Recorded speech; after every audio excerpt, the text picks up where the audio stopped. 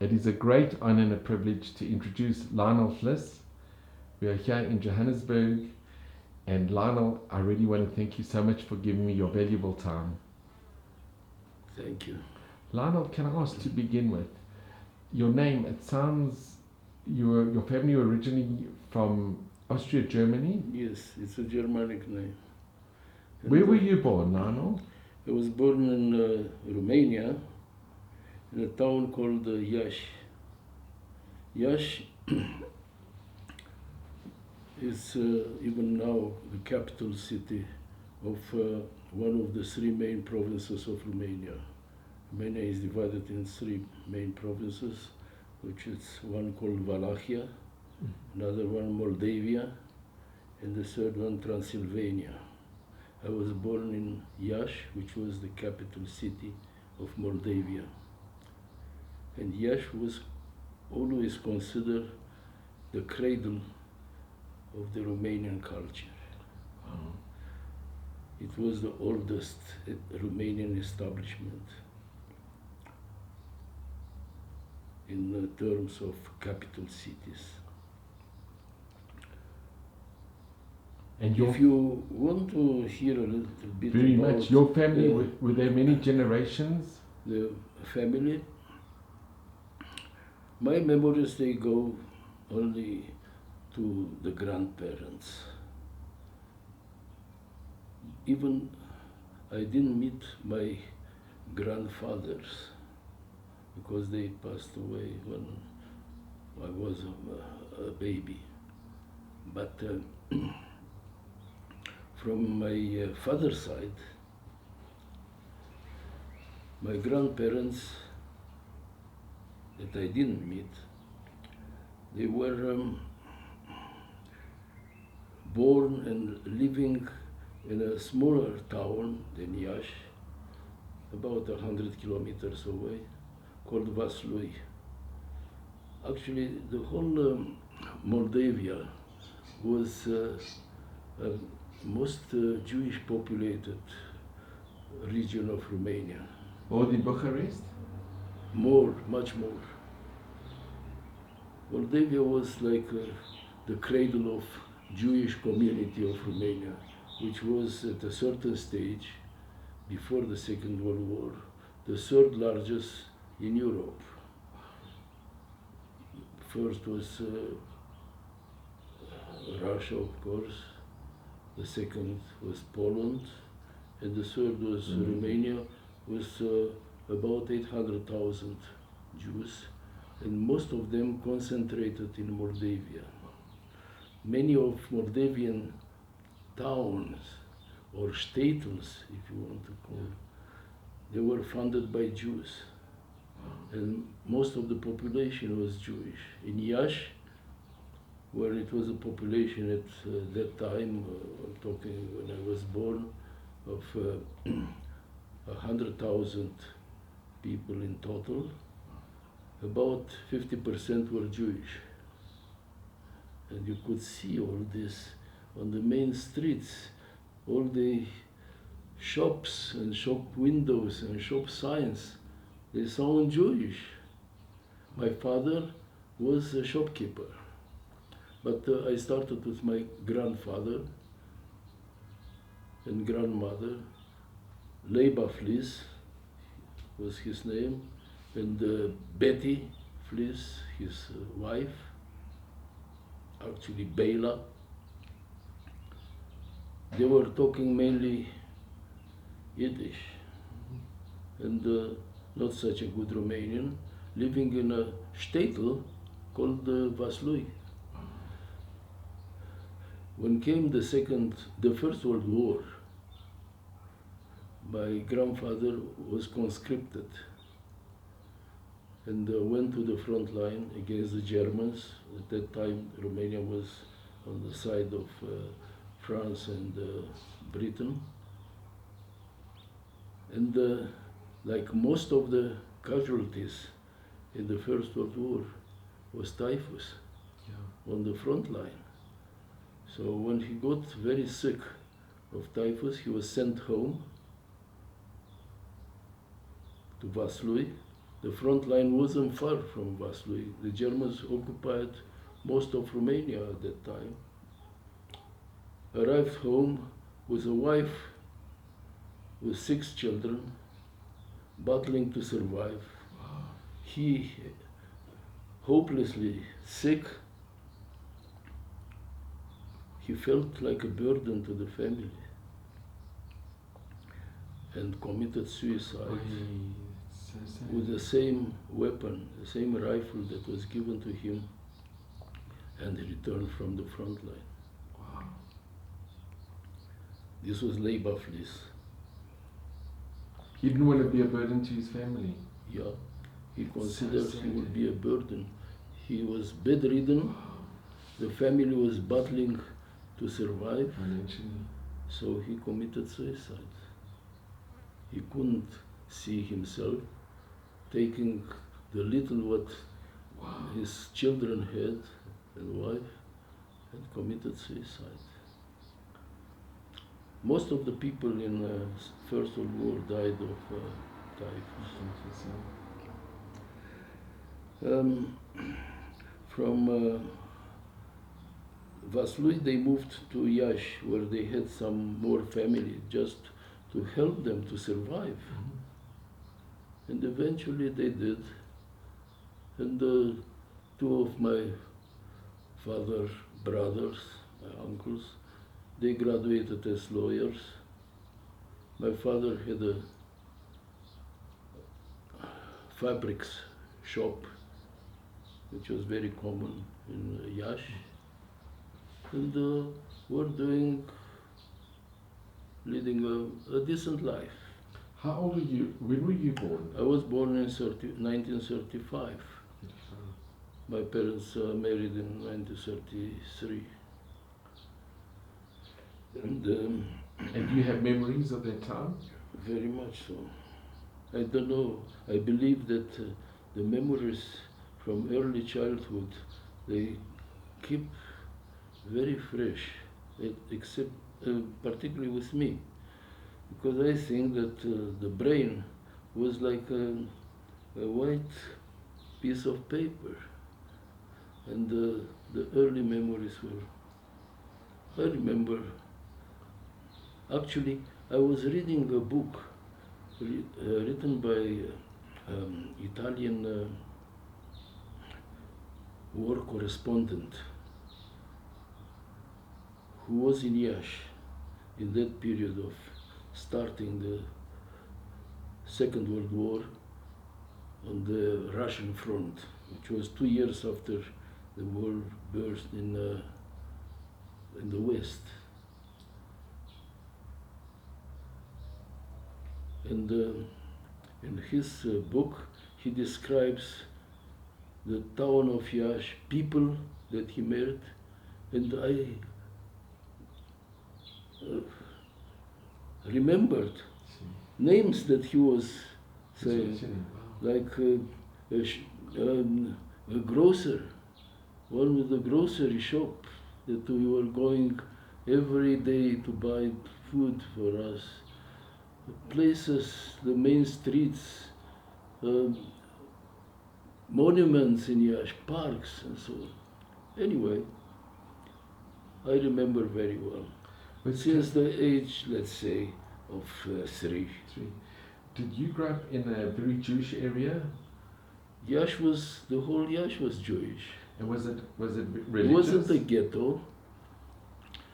It became a kind of a ghetto during the war, when they concentrated Jews, evicting them from the houses that it seems that were too good for the Jews, which was our case, and moving to very modest places, to say, to be polite, to say very modest. But never mind. My early memories were that I was going to my father's shop. The shop was kept very orderly, very clean, in spite of his customers were mainly peasants coming to the city to buy fabrics to make their clothes. And my father was selling them. Actually, my father was selling the stuff from a factory where his brothers were also working. So it was like a factory shop. And what language did you speak?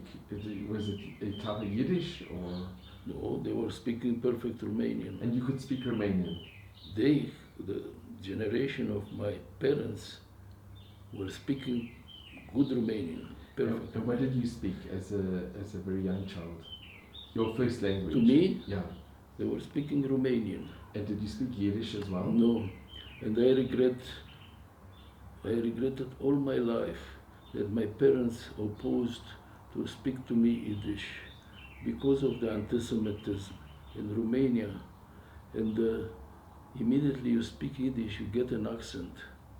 And they didn't want me to get a Jewish accent. They wanted me to get a proper Romanian accent. Did you go to a Romanian school, a primary school? No. With the primary school was a problem. When the war started in 1941, the Jewish children were banned from the Romanian schools, from the government schools. So the Jewish community organized schooling for the children in shuls. So I was the first 3 classes of primary school, which were 4 classes. The first 3 I learned in a synagogue, which wasn't at all organized or proper for a school. It was just a hall, a small hall. It was a small synagogue, divided without partitions into 4 squares. Grade 1, grade 2, grade 3, grade 4, with a black board each, with a teacher. And 4 teachers were teaching simultaneously in the same. And the children were sitting on the benches of the synagogue. And in the winter, it was very cold. Romania is a country where temperature may drop to minus 20 degrees. And it was only one tin stove with wood pieces. Every child was bringing his wood piece from wherever. And the greatest honor for good marks in those times was to be appointed supervisor of the fire in the stove, giving you a great responsibility. I was a few times like this, and in my book, reports book from the school, it was inscripted there that I was appointed the supervisor of the fire in the stove. Parents were very happy in those times. Never mind, when the war started, the Jews were forced to have yellow stars. Never mind that I was 6, 7 years old. You remember having a yellow star? Not German, locally made. Locally made. My mother was made. The Jews have to make themselves. Were given a standard size, colors. And you remember wearing it?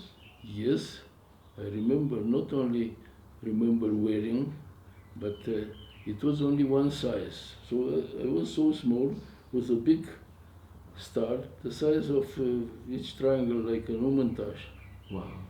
And going in the street with this, it was pretty dangerous because it wasn't a proper ghetto to separate Jews from Christians. And they were making comments, the Christians. Look how small he is, And how big is his His time. Humantash? Did you have any non-Jewish friends What do you mean? from school? Did you have any non-Jewish friends when you were small?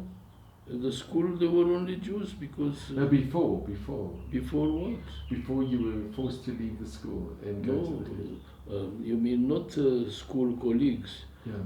Yes, there were Jewish and non-Jewish children.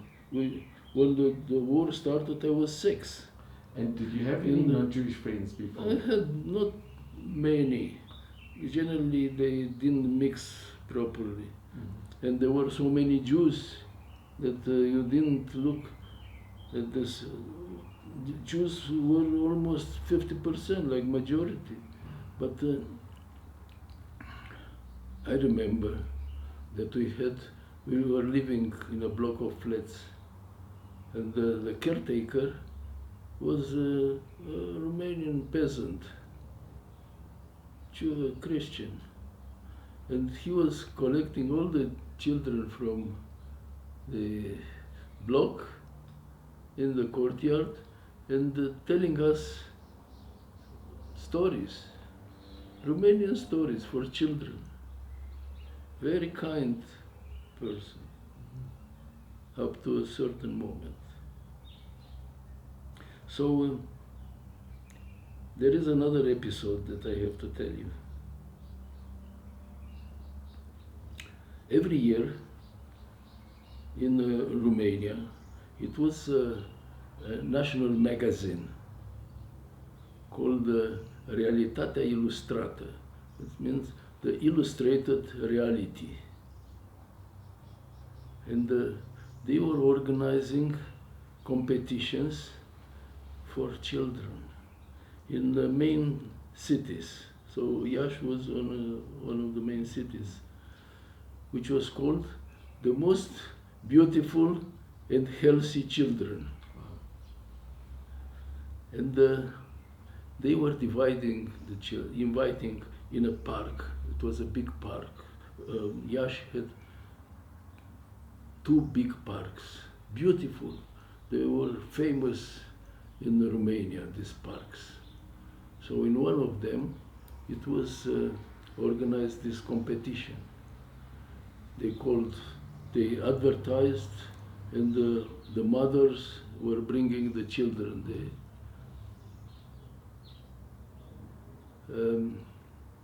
They divided the children in 3 categories by the age. The first category was up to 2 years old, 2 to 6, and 6 to 12. I was 3 years old, so I was in the second category. The competition was going like this. It was a jury, which was formed by 3 famous people at that time. It was a journalist, well known in the whole country, who represented the magazine. It was a doctor, a professor, who was checking the health, because this was the beautiful and healthy children, health of the children. And it was the most famous writer of the time, Lyonell Fliss, because I mentioned to you that Yash was the cradle of Romanian culture.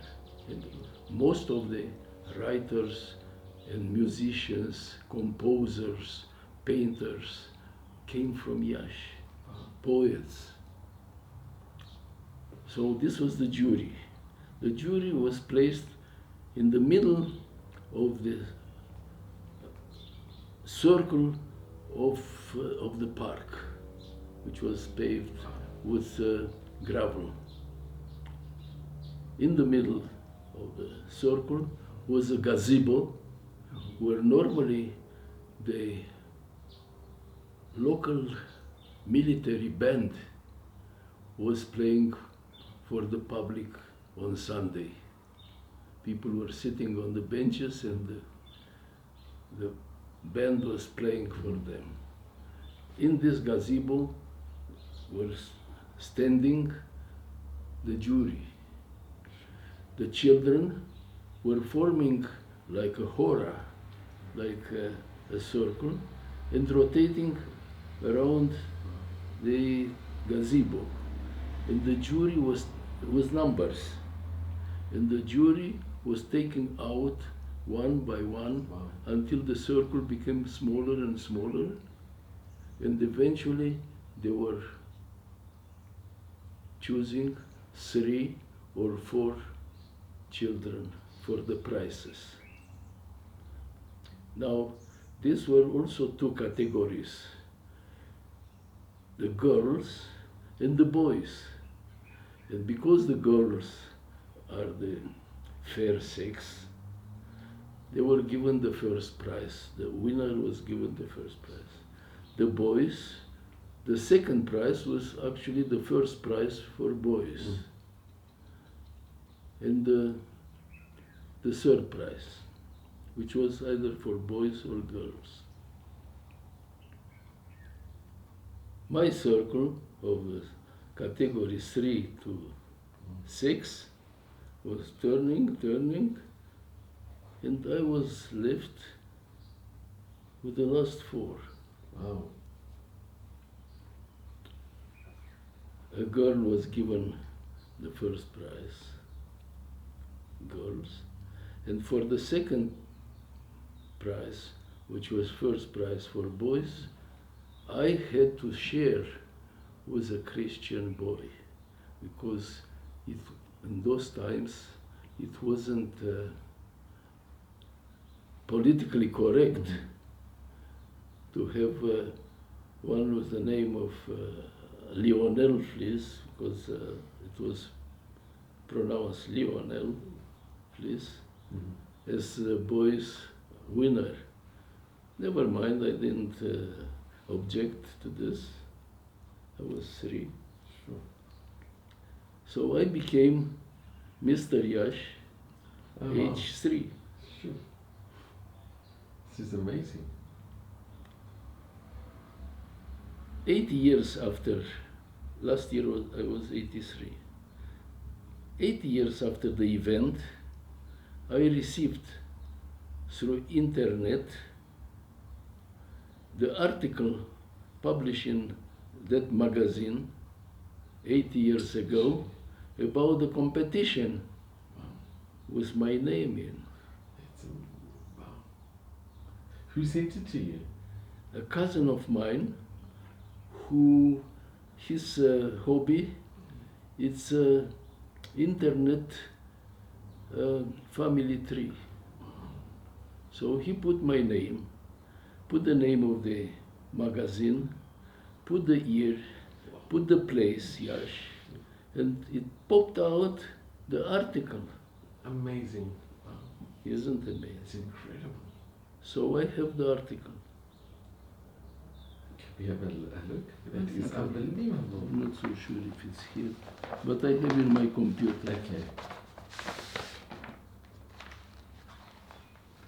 No, I don't think it's. Okay, we'll have it later. No, it's not. Wow.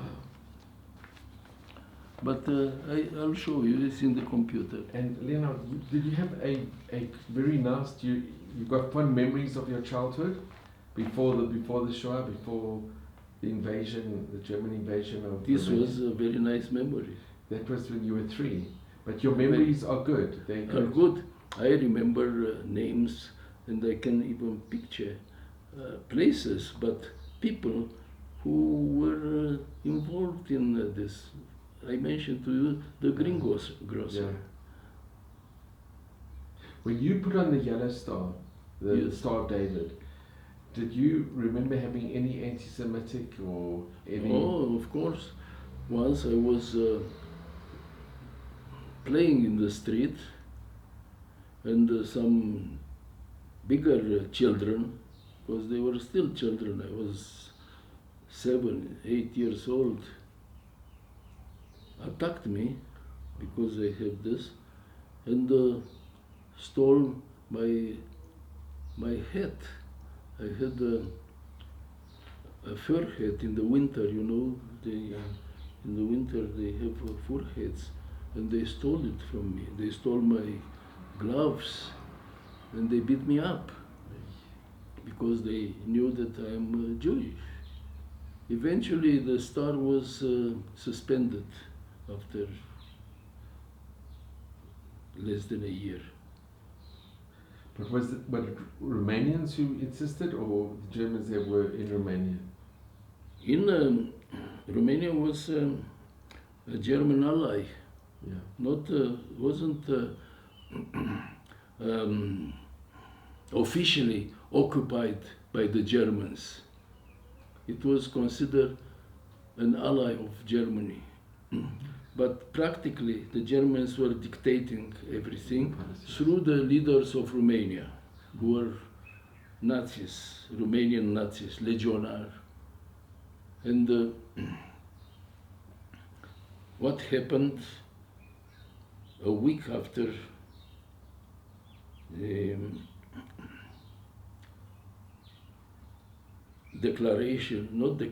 invasion of Soviet Union by the allied armies of Germany and Romania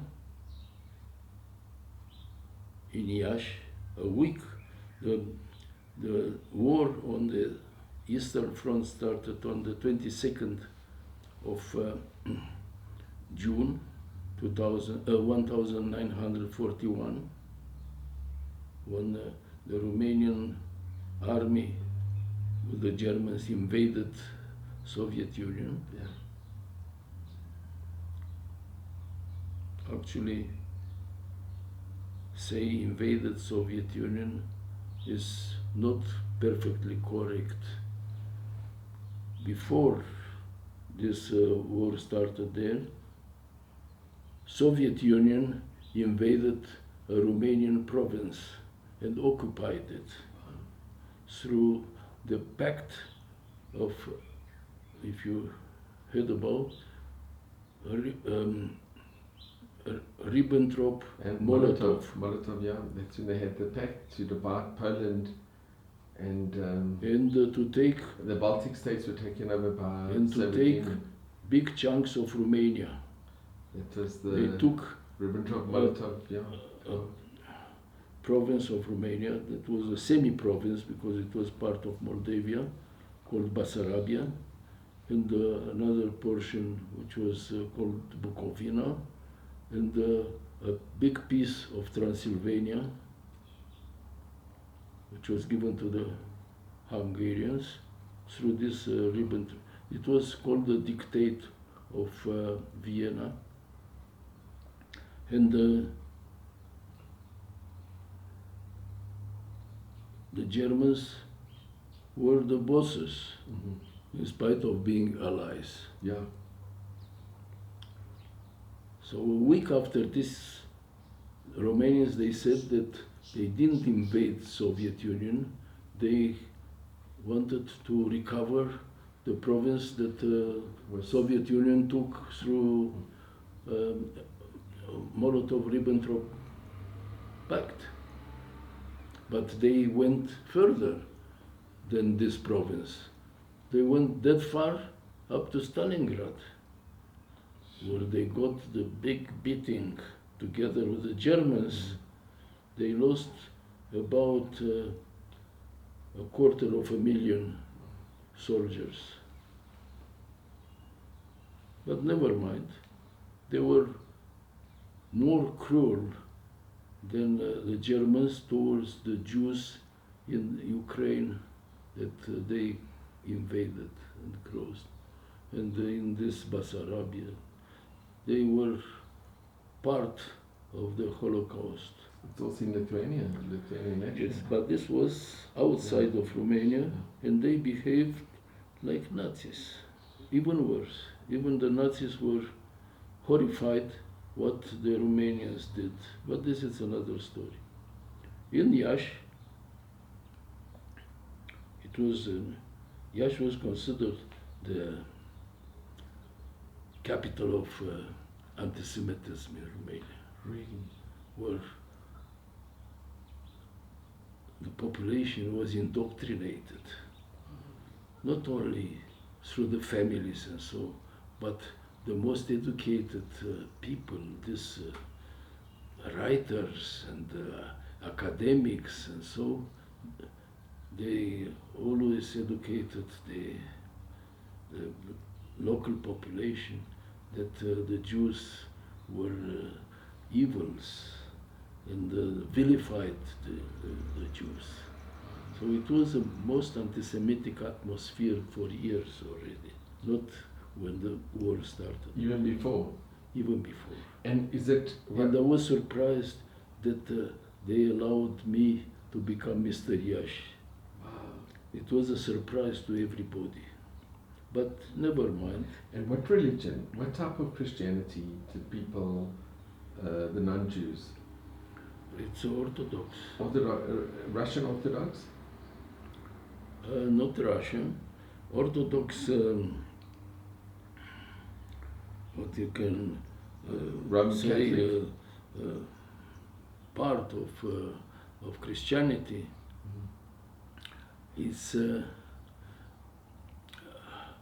independent in every country. So it wasn't Roman Catholic? No, it's not Roman Catholic.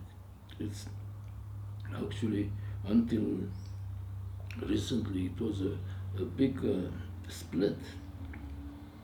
Now they try somehow to reduce the gap or to bridge the gap, but it was for thousands of years a big split between the Eastern Roman Empire and the Western Roman Empire. And the Romanians are Romanian Orthodox, they call.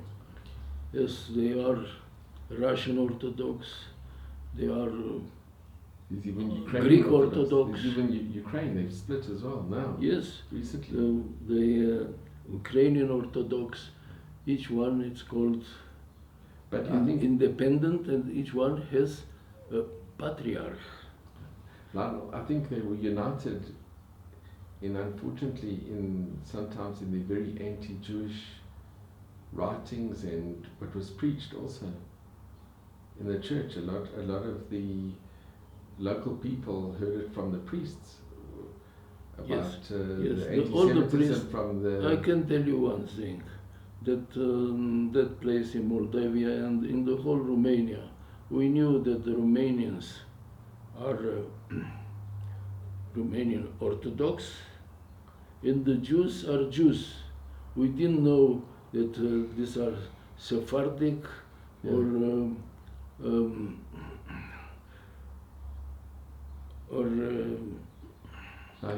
Protestant, or Reformed. yeah. Nothing, didn't exist such a thing. It was only one Jewish creed, and we called ourselves Jewish. And there was no reform. No reform whatsoever. No reform, no Chabad, no other denominations.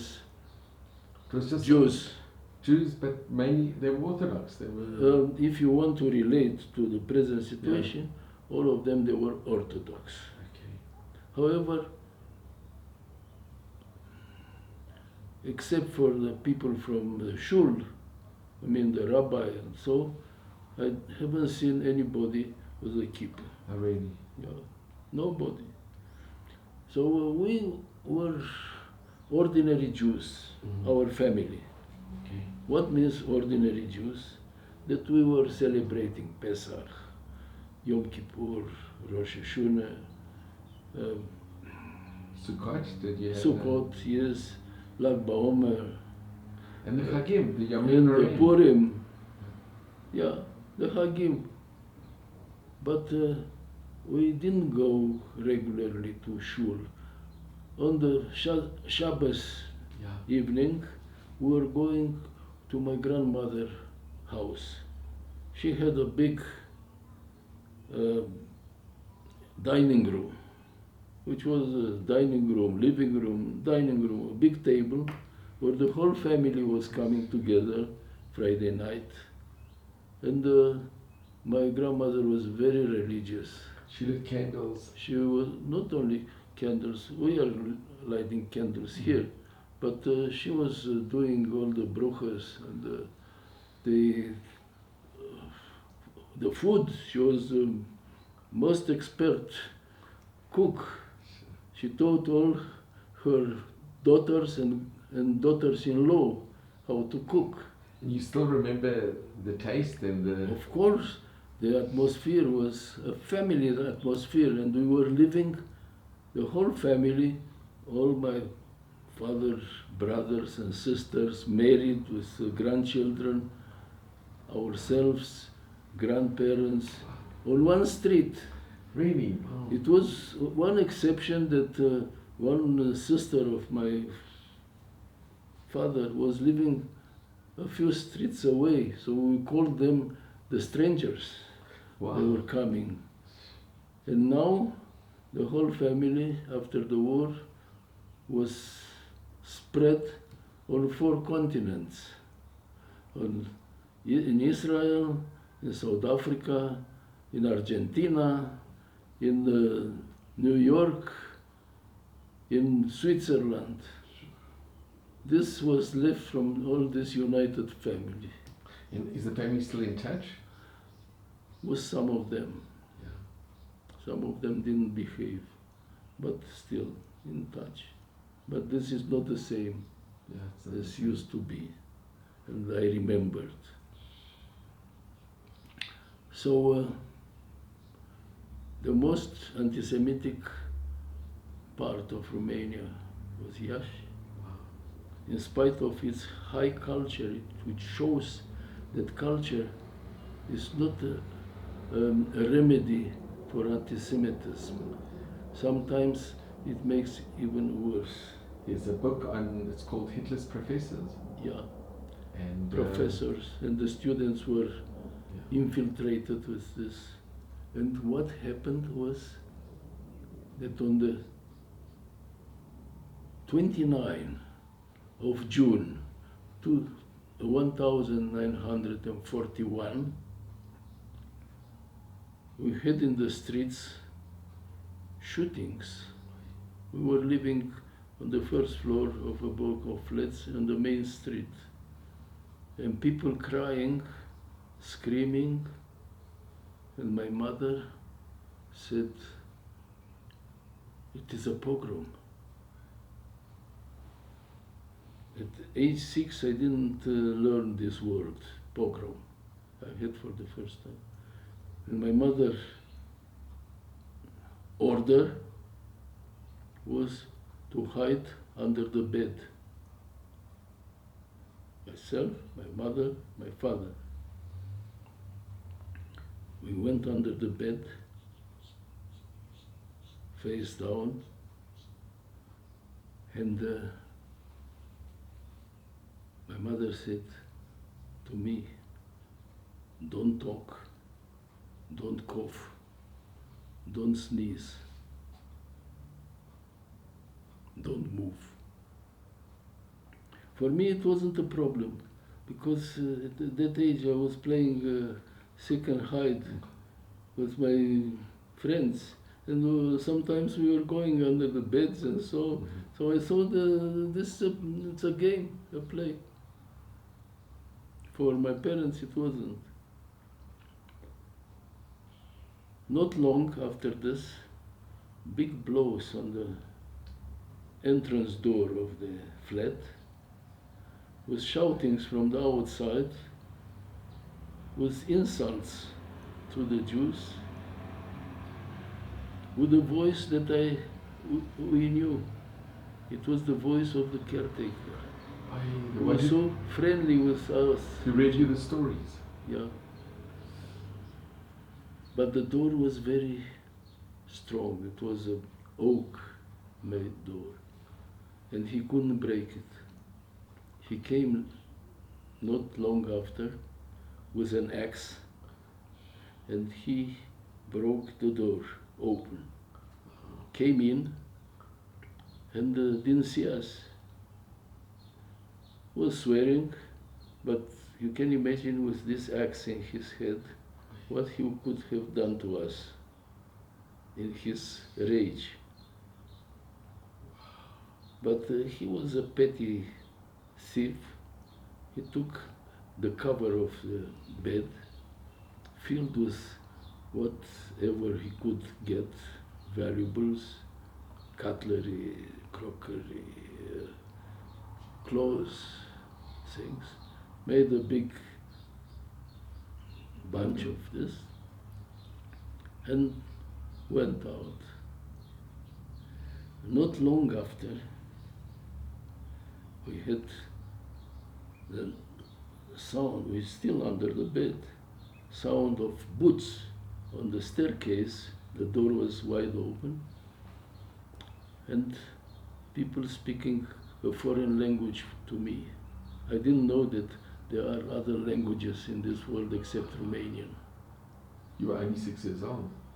Yeah. And you had never heard German before? No, but never had any other language except Yiddish when they wanted to hide things from me. Or Hebrew, maybe from the... No, I didn't. Which school? No, I was from 6. Kiddush or from the No, well, Yiddish was, not Hebrew. It was all services in Yiddish, or with Yiddish pronunciation. So you hear these voices. So it was the German army came in, and they weren't amateurs like this petty thief. They were professionals. They trained in Poland. And the first thing what they did, they turned the bed upside down with us on the floor. I don't know and can't explain why they didn't shoot us on the floor. Probably they didn't want to spill blood there and to dirty their uniforms. So they ordered us to get up and ordered us to get out of the flat, whilst part of this patrol went to find other Jews in the block, and they left us under the supervision of one of them. And he asked us to go down the stairs. We were on the first floor, down the stairs in the street.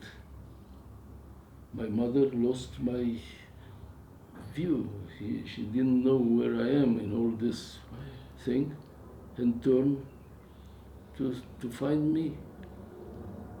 She was at the edge of the stairs, and this beast, the German, gave her a push that she tumbled a full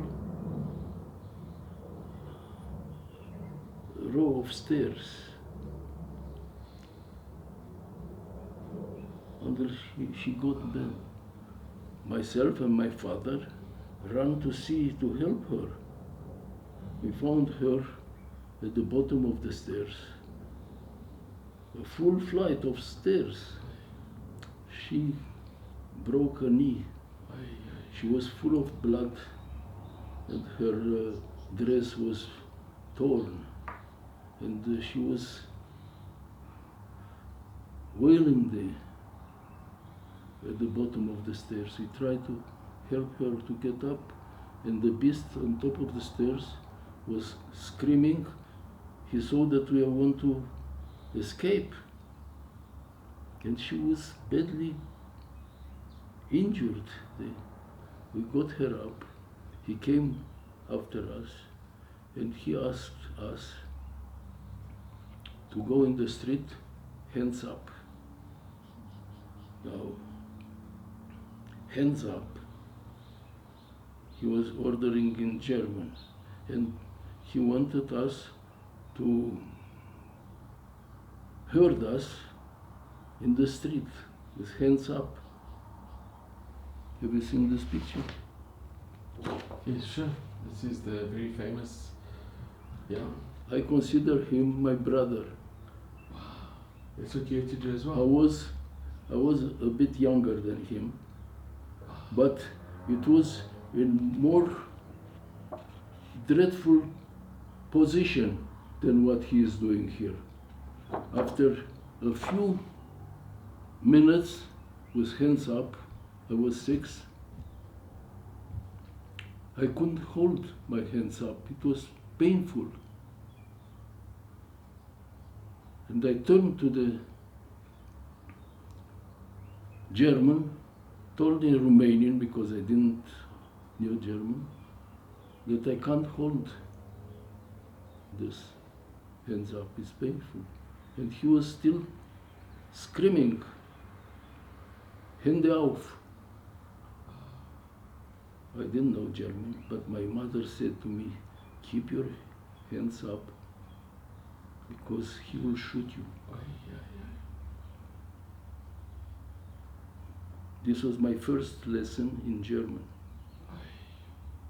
Hands up means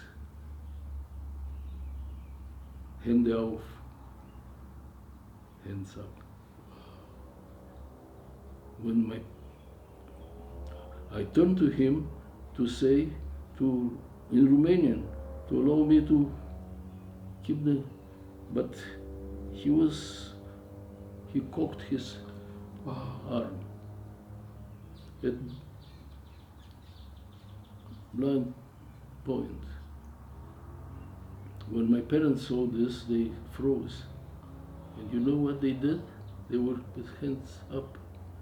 Each one took one of my arms to lift it up. To keep it up. This is what I say. It was even worse than this. And in this formation, the 3 of us were walking, herded by the beast behind us, who was enjoying beating my father all the time with his boots, with his rifle, the butt of his rifle, and marching us to the concentration place.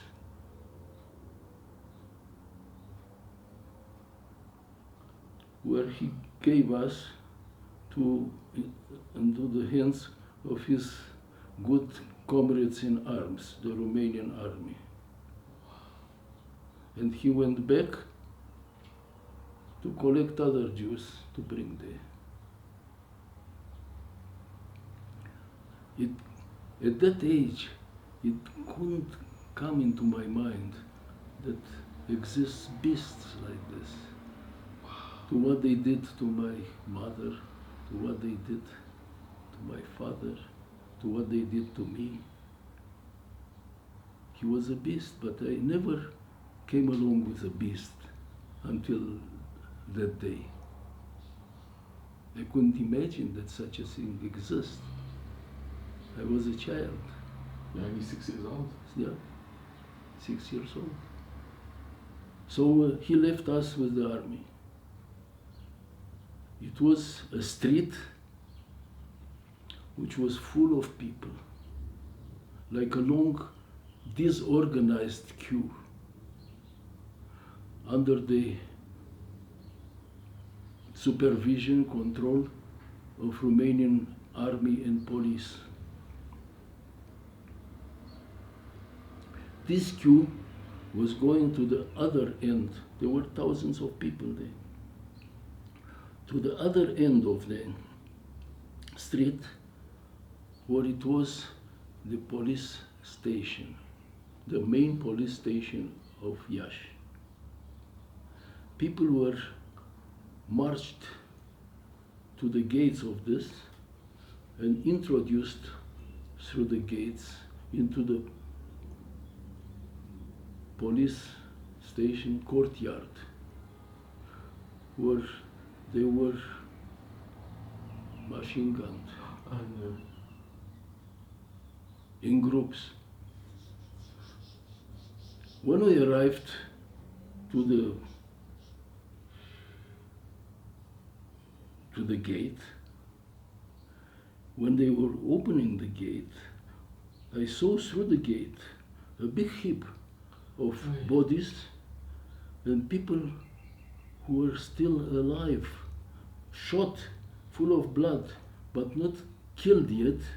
And I remember it was in a man, a fat man, a guy, fat, who was lying on his on his back on this heap of bodies and praying that somebody to come to shoot him, to kill him, because he can't bear the pain anymore. He was praying to come one of these killers to kill him properly. And Lyonell, who was doing the shooting? Yeah, and I was there. Some people tried to escape from there. It was a brick wall, and they were machine gunning them.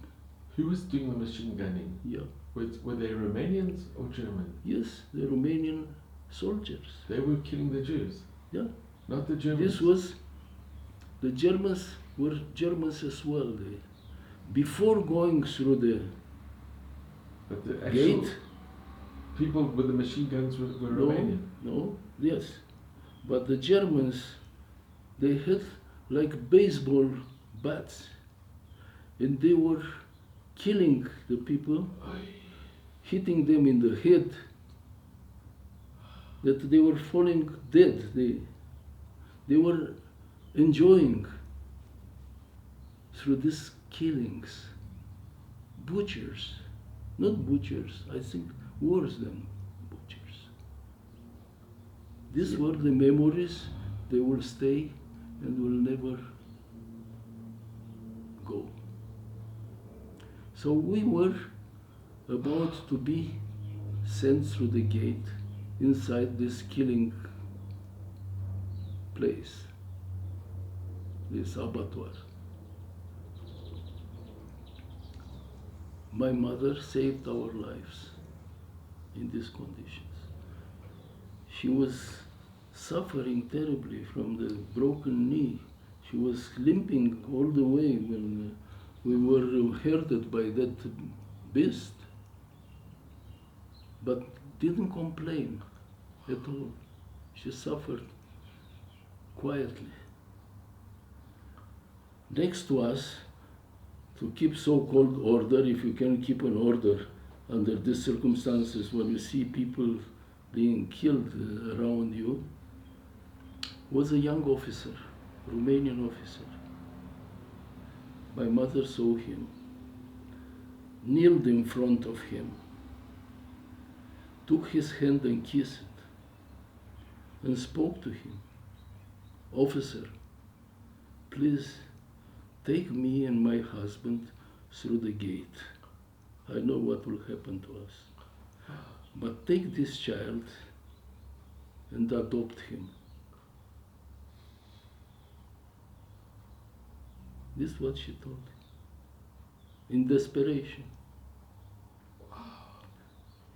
He said, Madam, get up and I'll try to save the three of you. And he kept his word. You know what he did? He took us against the stream of people who were coming there to the end of the queue to give us another chance. Maybe the killing will be stopped. And it was. It came an order from the central government that it was enough to stop the killing. So they said women and children can go home and men to stay there. So my mother took me, and we didn't go to our house because we were scared of that caretaker. Wow. So we went to my grandmother's house. My father, with all other men, thousands of them,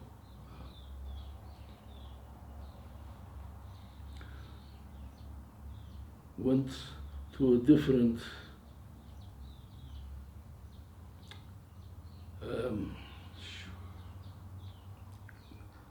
kind of hell, to hell. When I say hell, maybe hell it's a better place than where were sent the men. They were taken to the railway station.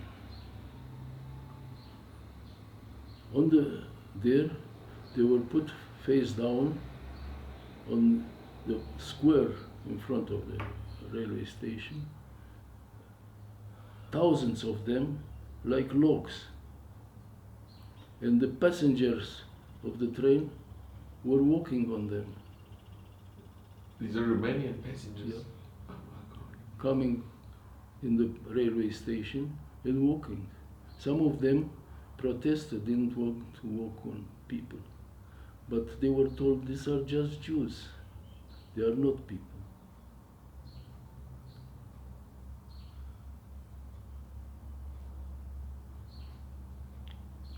So they were taken to the railway station and embarked into cattle wagons, which could take like, I don't know, 10 cattle each. And over 100 people were crammed into a small wagon like this. The doors were closed and locked. The grilled openings, not windows, openings of the cattle wagon were sealed with planks that air shouldn't come in. And they formed two trains of this with about 4,500 people inside. It was like a gas chamber on the wheels. This was the most notorious Romanian invention, the death trains. I don't know if you heard about the death trains of Yash. I've heard about it, but I've never heard it like this. All in all, the pogrom of Yash was the biggest pogrom of the Holocaust, when 14,000 people were killed in Yash and in these death trains in a few days. 14,000. When you look at the television and you see 500, 14,000. 14,000 people. And this is really the beginning of the war. It's A week after the war started. It was justified by the Romanians that the Jews tried to help the Russian Air Force by going on the roofs with a red cloth or red blankets to signal to them where to bomb the Jews. This was just a pretext to start this massacre. It was a massacre. Anyway, my father was lucky that there were too many thousands of Jews in that square of the railway station, and not all of them could be accommodated in the death trains. And he was left and went home after a week. If you would have got on the train, you would have died. You would have died in the death train. What do you mean? God forbid, if he would have been on the train. Not me. No, your father. They didn't take I know, but if they would have women and taken children. if they would have taken your father, he would never have survived that So, journey. if he would have been taken in the train, He would never have survived. One of his brothers was taken in the train, and one of my uncles, brother-in-law, the two of them were taken in the train, and they were suffocating. My uncle, my father brother, was a very strong young man, and he was in a better condition than the other. And you know what his brother-in-law did to him? Did the most valuable present that he could give to anybody. He donated to him his urine. Wow. He urinated on his shirt and gave this wet shirt with the urine to his brother-in-law. He died immediately, and the other one survived by sucking Wow. this urine. Sometimes urine is more precious than diamonds. It's incredible. In certain circumstances. Diamonds wouldn't have saved his life.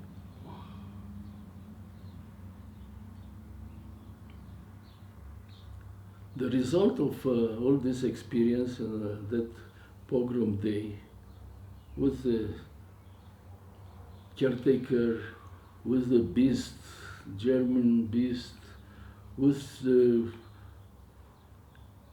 massacre at the police station, with the savior of us, that officer,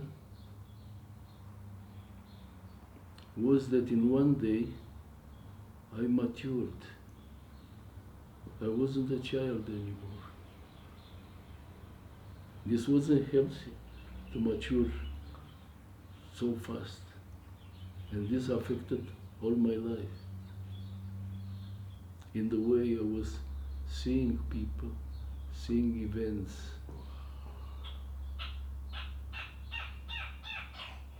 Sometimes they ask, what was the effect of children survivors? And I think they matured too fast.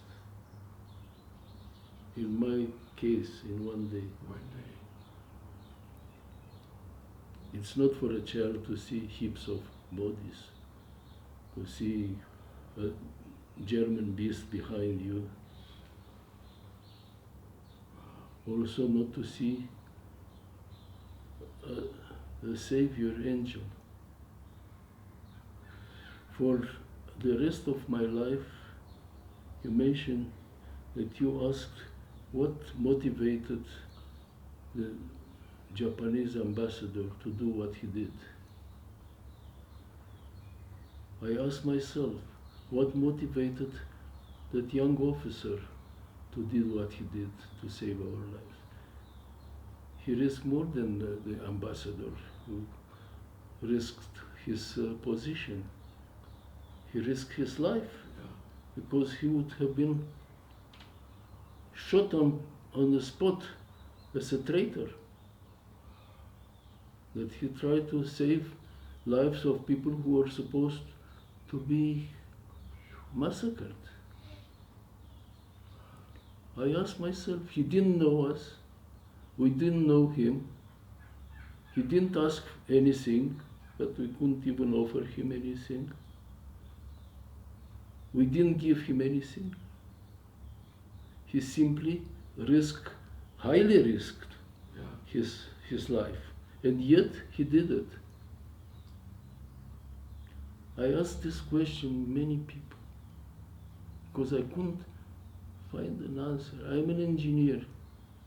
And I'm looking for logical answers, not miracles. And I couldn't find an answer. Maybe he was a good person. Maybe his parents I brought s- him up. At a certain moment I thought maybe he wasn't human, maybe he was Maybe he was a God's Shaliach, angel. his angel. Huh? I came even to this when you can't find an answer. Maybe he wasn't human. You still remember the image of his face? Yes, but we couldn't get afterwards anywhere close to him. It was such a havoc there. Probably he was sent on the Russian front. Maybe he was killed there. And he was a Romanian. Romanian, Christian, Romanian officer. Maybe he was brought up with good values, with the right values. And his parents were good people. Possible. But even But he so, risked his life. You're right, they would have just shot him immediately. but even so, to risk his life, For someone that he didn't know. I don't know. I couldn't get an explanation. I went to the Metropolitan of Moldavia, the Christian, Orthodox Christian church. It's organized with a head, which is the patriarch.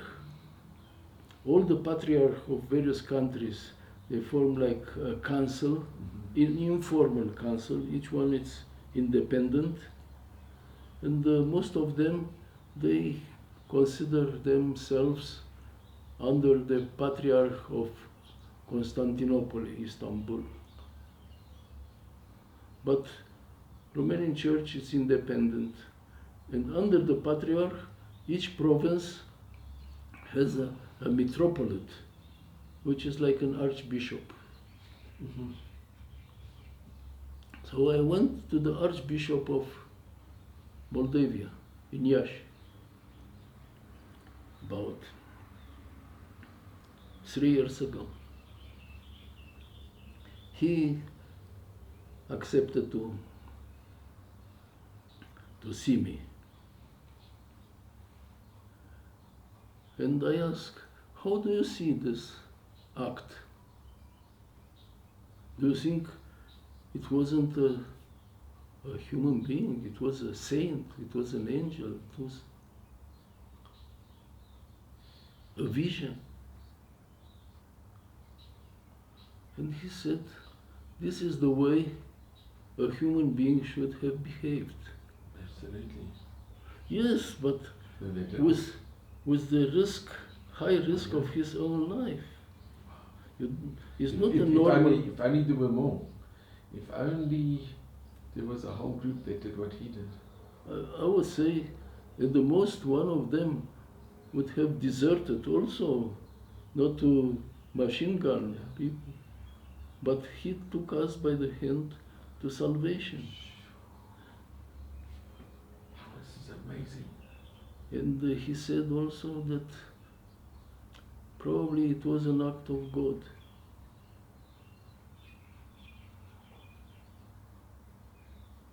Because all the good acts are acts of God. So in the midst of such severe evil, of such terrible evil, you had the most unbelievable goodness in such a The total contrast, the total opposite. The total opposite. In the most evil place that one can imagine, you had such an act of kindness. It shows that the evil and God are living in close proximity.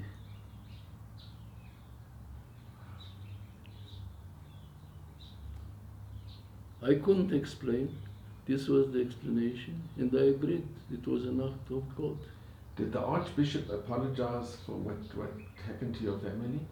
Yeah. At the 70s, not to my family, To the Jewish people, to the 14,000 victims Absolutely. in one small town. In the day of 70th commemoration of the pogrom, it was a big function. It took 3 days. The first day we were taken to the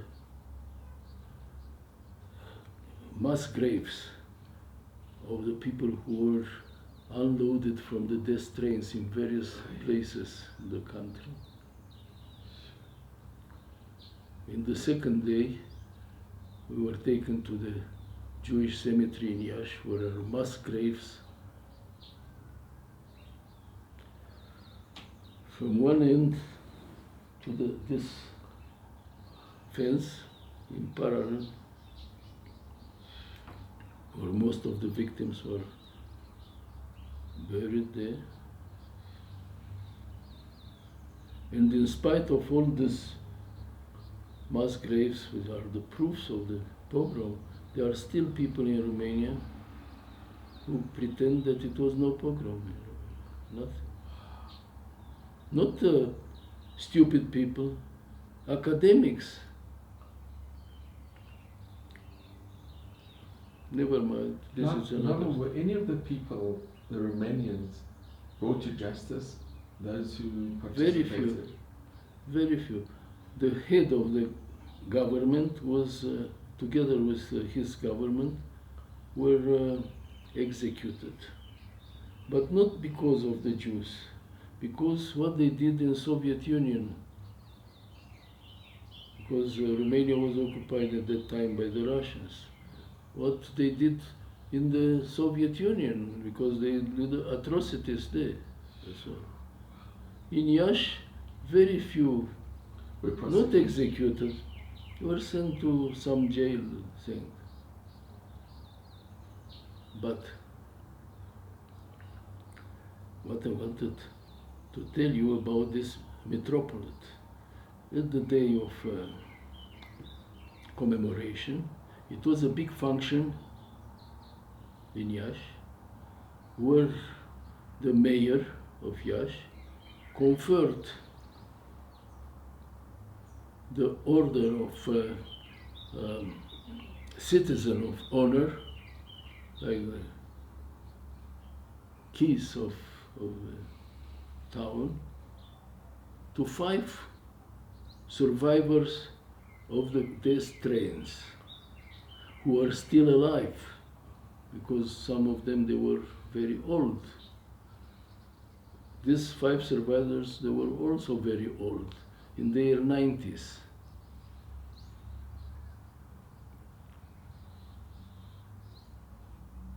They couldn't hold their tears, these survivors, after they were treated 70 years ago, they were, and now being honored. For them it was a big event. 4 of them, they said they don't have any feeling of revenge, but they wanted justice to be done. Yeah. And those responsible for this to be given the right judgment. To be held accountable. Yeah. Some of them, they were still alive.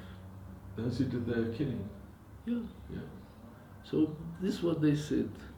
We don't have against the rest of the population any bad feelings. It was already, these bad feelings was buried in these 70 years. But we like justice to be done. The 5th was a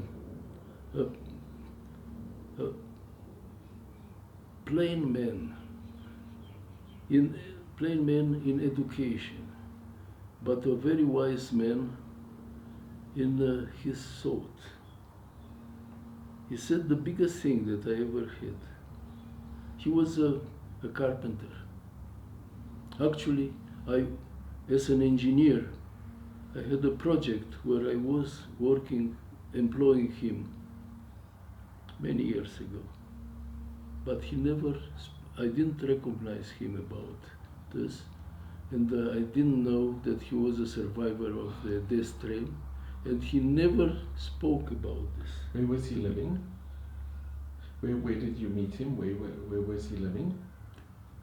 He was a carpenter, and in his simplicity, he expressed in this way: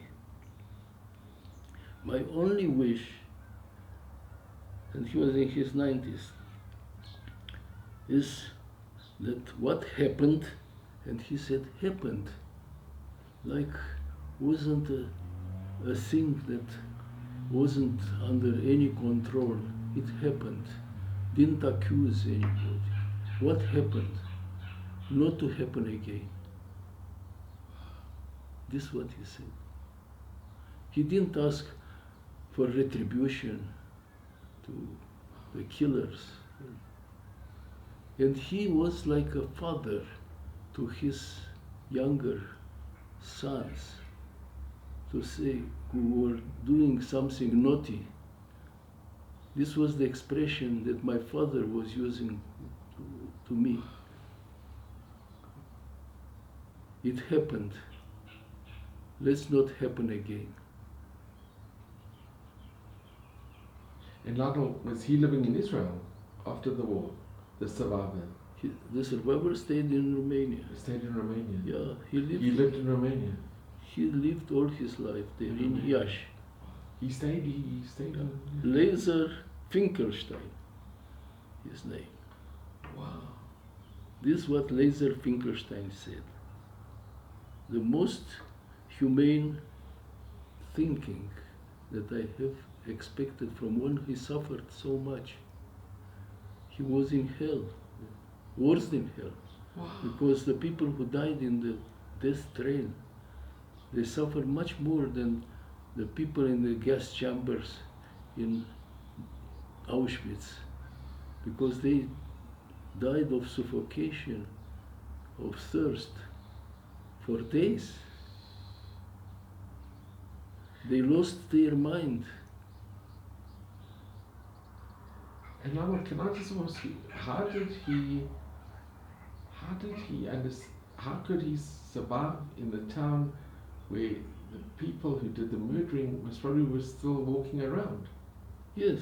How could he live in the same place where after the pogrom, where the perpetrators were still walking around?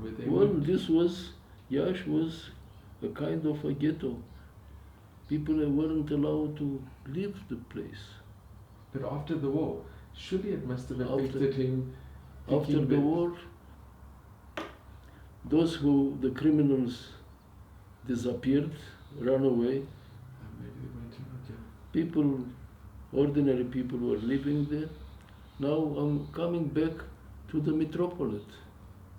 He also gave a speech at this commemoration.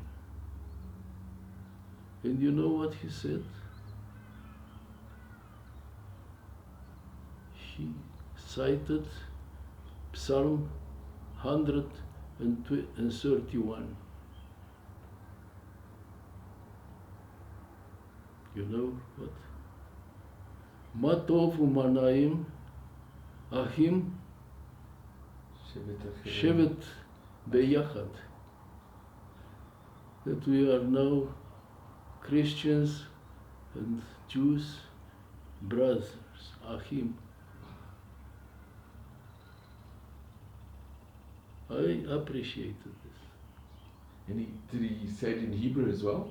No, in Romania. But in Romania, but he quoted from It was for the first time that I heard this psalm in Romanian. Wow.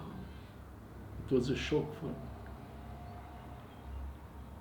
After this, I asked for an audience to him, and I told him what I told you.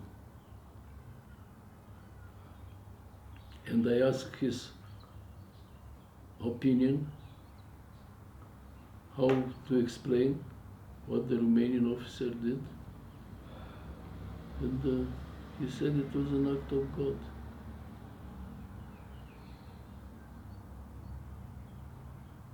But he said that also that this should be the behavior of a human being. Then I asked him, why your metropolitan at that time didn't say the same thing? To go in the streets where the massacre was happening, and to say, מה טוב ומנעים, אחיו שבת גם יחד. And you know what he said? And I was very disappointed. The circumstances were different. That's when we really needed them. That's when we really needed the compassion. Then I asked him, humanity and ethics should depend on the circumstances? And he didn't answer. He's no answer. What do you think? Humanity should depend on the... Well, I read a book about Holocaust, very interesting book.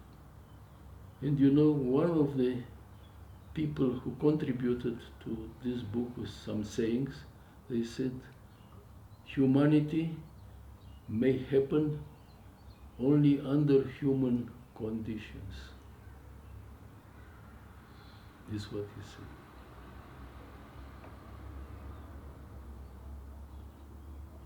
In that case of the officer, humanity happened under extreme unhuman conditions. The total opposite.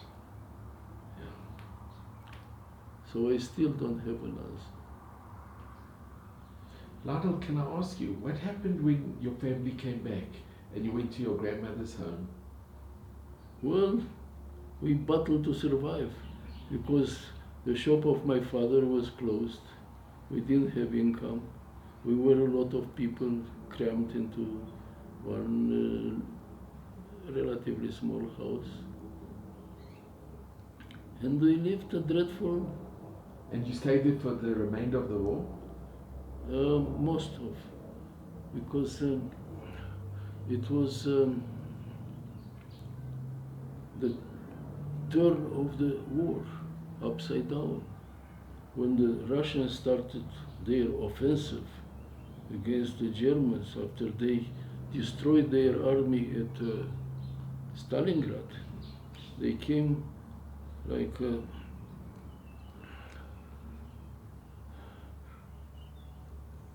a storm up to the Romanian border. Yash was at the Romanian border closed, 20 kilometers, and everybody wanted to escape from the front line because Yash started to be bombed not only by Air Force, by the Russians, but by the cannons that can reach Yash. So Yash was evacuated. So we were also evacuated. Now evacuation, it was a big problem because Jews legally weren't allowed to travel by train. But the Jews always found a solution to the problem through bribes. We bribed, our family bribed some officers who were keeping the order there at the railway station that was the notorious reputation. And the whole Fliss family was crammed in one compartment that takes 8 people. And for 3 days and 3 nights, we were living in these conditions.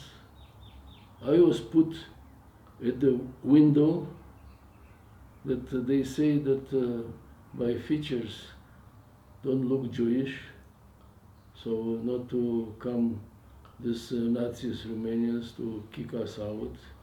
And kicking out from the train wasn't a very pleasant thing. They were kicking you from the train while the train was moving. It's a death sentence. Yeah, this was their way, because in the train were also Nazis. And you didn't wear the Star of David? No. Obviously not. This was discarded after a year in Romania. They say that it's not necessary. And Yash. And did you have any other anti-Semitic incidents, any other anti-Jewish incidents after this terrible train incident? No, the Jews were treated very badly. It was hundreds and hundreds of anti-Semitic laws. And my father's shop was closed. He could sell some fabrics from the home. It was terrible time, like starvation for us. And how did your mother survive with her knee? Did it heal? For the rest of her life, she suffered from this. The rest of her life. Obviously, she didn't get any medical treatment. They got, to the difference of others, only 2,500 Deutsche Mark after, I don't know, 50 years. And she lived and suffered from this broken knee. She never complained. She was a tower of power. Tower of power. Did you have any other siblings? The what? Did you have any other brothers or sisters? No. You were the only child? The only child, because during the war, they couldn't afford to have a child. After the war came the communists, and it was another dictatorship, not as bad as the Nazis. Sorry, Lyonell, do you remember the communists? Of course. Did you feel they were liberators? Yes, yes. For me, Stalin, as bad as he was as a dictator, as a murderer and so, for me personally, Stalin was my liberator, because he beat the worst ones, the Nazis. So in a way, Stalin saved my life again. So, but what communists turned out to be later, we didn't expect this. And the blame of the anti-Semites in Romania was that the Jews brought the communism to Romania, in spite of this communists being anti-Semitic as well. Extremely anti-Semitic. Yeah, but they blamed the Jews for the communism. So it seems that the anti-Semitic feelings didn't heal after the pogroms, and they sent also a big part of the Jewish population to Romanian concentration camps in Ukraine. There were a number of Romanian concentration camps, some of them even death camps. So in total, they killed, I think, about 100,000 Jews in these concentration camps, but also they killed non-Romanian Jews. And the population of Romania, the Jewish population? Well, from 800,000 after the Second World War, there were like 400,000 left. It's about half the population And were killed. Out of this, after the war, it was a big immigration to Israel. Very big, yeah. Yeah, but it was under communist regulations. because Romania became one of the satellites of Moscow. And it was also a big jail. You weren't allowed to leave Romania. We applied in 1952, and our application wasn't rejected. Approved. And I went to Romanian government high schools. Actually, the last primary school year I had in a normal school, and afterwards in Bucharest. We moved. This 3 days trip was from Yash to Bucharest, 400 kilometers. Took 3 days, because all the rails of the railway system were blocked with trains of wounded soldiers, Romanian soldiers coming from the front line. So you spent the remainder of the war in Bucharest? 1 year of 1 year. Yes. 1 year, 1.5 years. And then afterwards, did you stay in Romania, in In Bucharest? Bucharest.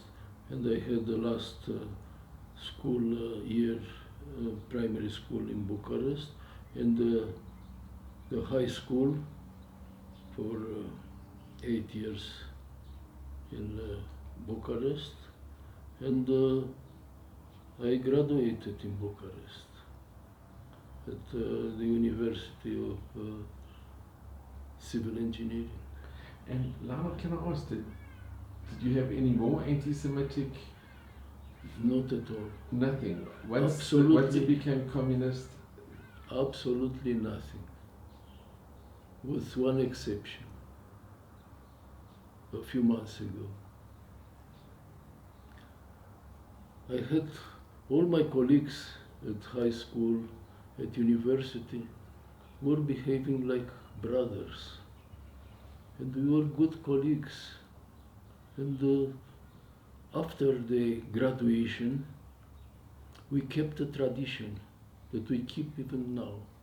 Every 5 years, we are meeting at university in the same auditorium where we learned for 5 years engineering, and in the high school, also the same year, every 5 years, we are meeting, and we enjoy our company. For me, they are considered as family, because I don't have brothers and sisters, so they are my brothers and sisters. And they behave extraordinarily, with one exception. Nobody spoke about the Holocaust. We left this under the carpet. Did they know that you went through the Holocaust? Of course. They knew you were Jewish? Of course. Of course they knew. Did you ever discuss it with anybody? Could you No. ever discuss it with anybody? My parents actually didn't want to discuss with me. My father was ashamed of what happens to us. My mother spoke to me, but very little.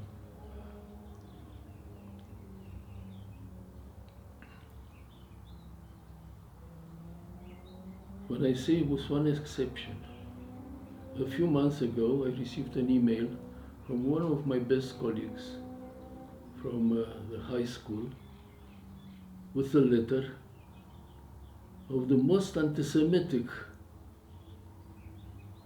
expressions and theory of a university professor and academic, that the Jews created all the mishappenings in Romania during the war, and particularly during the communist era.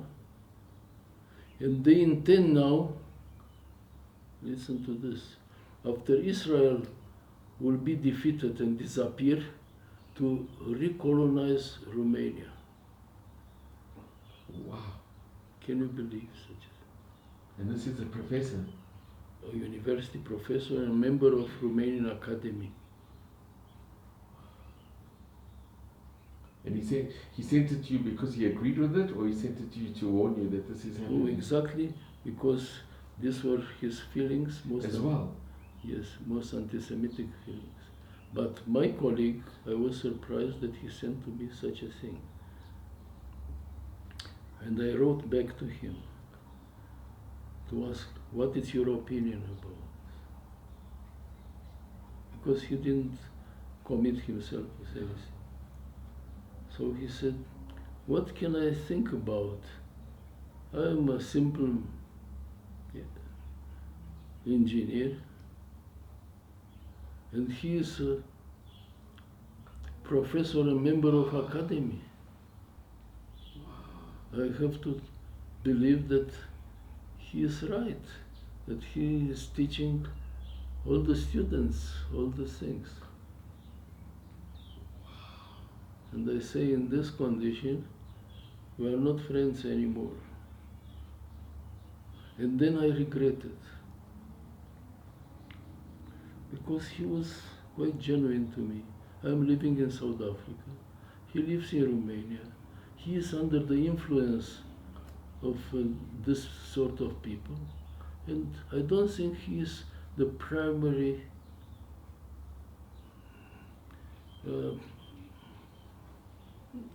guilty person. Like I came to the conclusion that a terrorist who puts a bomb, he is not the primary guilty person. The one who sends him, the one who brainwashes, washes his brains, yeah.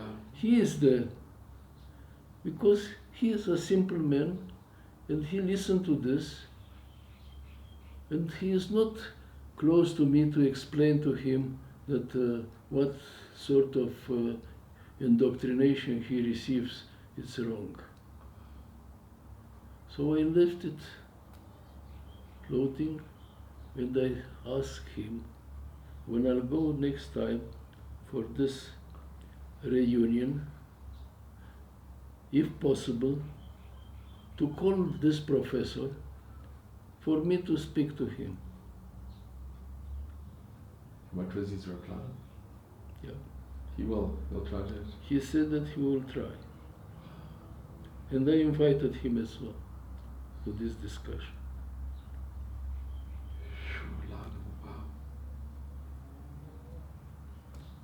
Lyonell, when did you leave Romania?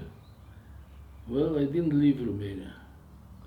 I know you can see it's very much ingrained. I escaped Romania. You escaped Romania. You escaped Romania. I escaped Romania. After I graduated, 1957, next year, it was a kind of a rumor that Jewish people can apply for immigration to Israel, that the government will receive this positively. And like thousands and thousands of people, we queued for 3 days and 3 nights in front of the main police station of Bucharest, not in Yash, in Bucharest, to apply for immigration. And I was with my parents amongst those people in the queue. And eventually our turn came and we filled the forms. It was interesting that in the streets, the passerbys, who were Romanian Christians, were making comments loudly. What a machine gun will do a good job here. Really? Yeah. Because all in the queue were Jewish. Wow, it's unbelievable. Anyway, I was considered a traitor. For applying to leave? From the communist management and regime. I was fired from my position. I had a very humble position. I was just 1 year graduated, left without any income because everyone in Romania, in communist Romania, was working for the government. It was nothing private to find a job in the private market. It was no private market. And after about 6 months of standing still and no income and so, through a relationship, through what is called protecția, I got a job that nobody else would entertain to have. I was sent from Bucharest to the other end of the country, at a countryside job, in the most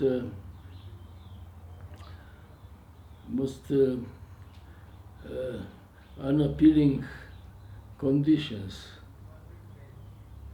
I mean, living in a shack. The salary was halved, and eventually, slowly, I started to get a bit better. But still, being considered a citizen of second class, with no rights at all.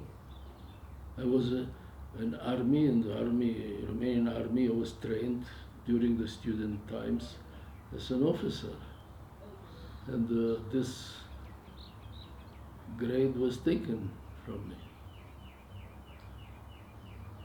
And eventually I was sent to Yash for a project, and actually it was such an interesting project that I forgot all the hardships, and I concentrated on the project. Was this the first time you returned to Yash? Back, yes. It's the first time? Yes. And did you go to the police station? It must have been very traumatic to go back. Of course. It reminded me the streets where I was herded. And they haven't changed? No. Still the same train station? I went to the police station, courtyard. And it's still and there? Still there, like nothing happened. Is there any plaque commemorating the massacre? Yes, after 70 years. Only after 70 years? Yes. Only after 70 years. Never mind. So I graduated. I became a second-class citizen, and I was waiting 12 years for an answer for a passport. People here become very nervous when they don't get a passport in less than 2 weeks or something. It's true. 12 years.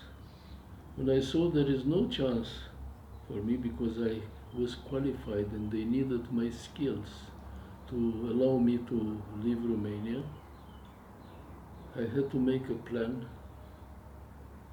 to escape Romania. So, if you remember, in 1968, it was a big uprising in Czechoslovakia. Yeah. And the Soviet army occupied Czechoslovakia. They invaded. But in this turmoil, some people managed to cross the Iron Curtain, what it was called the Iron Curtain, the border of Soviet bloc to the west. I didn't know what the Iron Curtain was about, but it was an Iron Curtain. A year later, when was still a memory of what happened in Czechoslovakia, I managed I was married. My first wife was Romanian. Managed to get a passport to Czechoslovakia.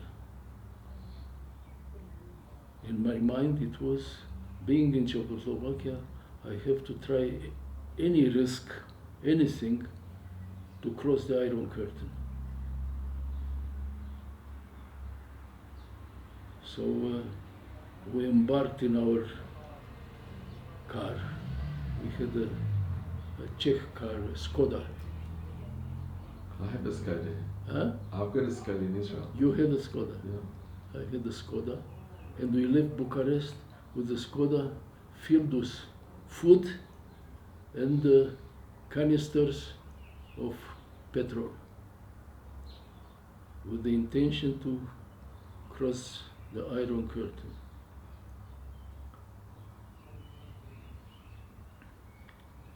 We crossed the border to Hungary, and we wanted to cross the Iron Curtain in Yugoslavia.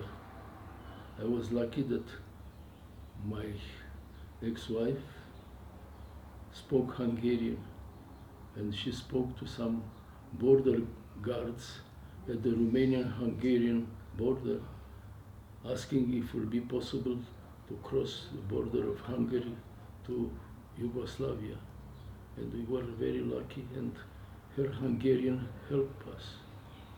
He said, never ever try even to get close to that place, because they will send you back to Romania. But not just send back to Romania. On your passport they will put a stamp that you went there. That you tried to And save.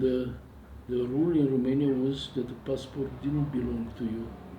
You have to return to the Ministry of Internal Affairs, which was actually KGB of Romania. So you come with the passport, there was an extra stamp, and they will ask you where it's coming from. And you have to tell them the whole story, otherwise they will put you in the torture chamber, and you'll tell anyway. So we didn't go to the Yugoslav border. We crossed Hungary into Czech Republic, into the Czechoslovakia, actually. It wasn't Czech Republic, it was Czechoslovakia. And we reached the capital of Slovakia, which was Bratislava. Yeah. On the shores of the Danube River,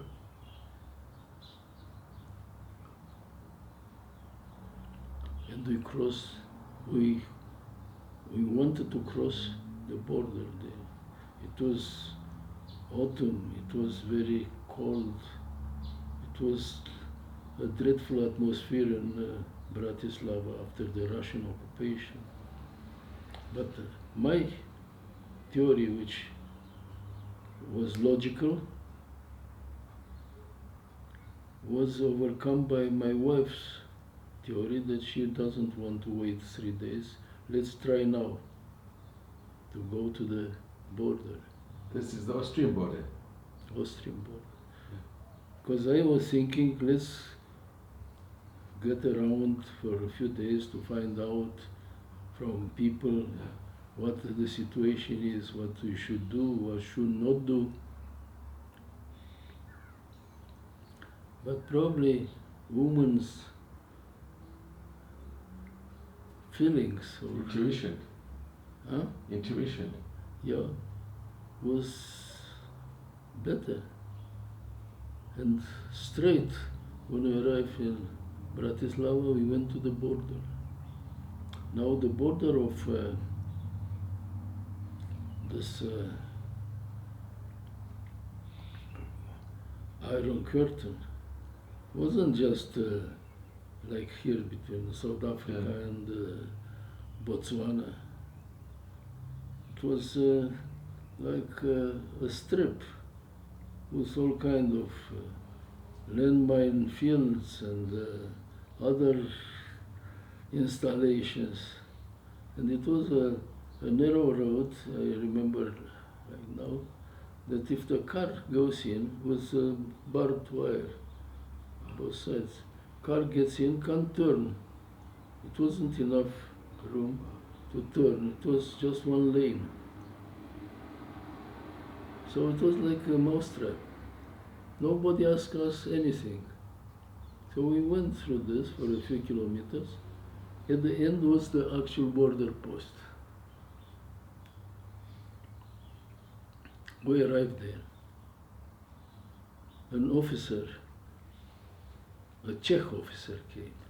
We heard from others that the border is defended, guarded by, alternatively, by Russians and Czechs. If the Czechs will be there, it may be a chance that they will let you go. If the Russians will be there, they will put just a stamp. Wow. And will come back. And first good sign was that the officer was Czech. Was Czech. Wow. And they let you go? No. It was a little bit more complicated.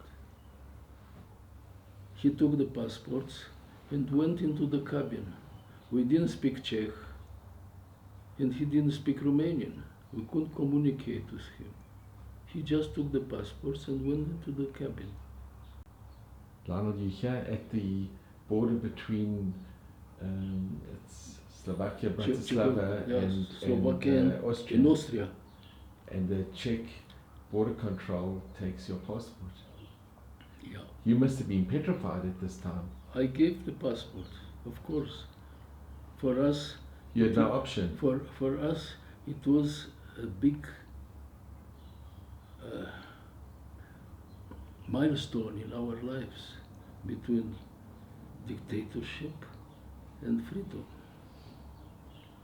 And he came back after 10 minutes, which for us it was like 10 years, and gave me the passports back without saying a word. My wife, to be more sociable or friendly with him, opened the boot, because he asked to open the boot to check, and offer him a nice, big, fat apple, like in the Bible. Yeah. Romania has wonderful fruit, and he accepted. Then I didn't know what to do. So I said, let's drive the car towards the barrier. It was a barrier.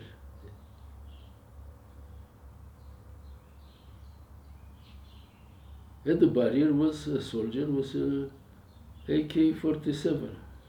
A Russian soldier? No, Czech. A Czech? Czech or Slovak. Okay. And he opened the barrier. Wow.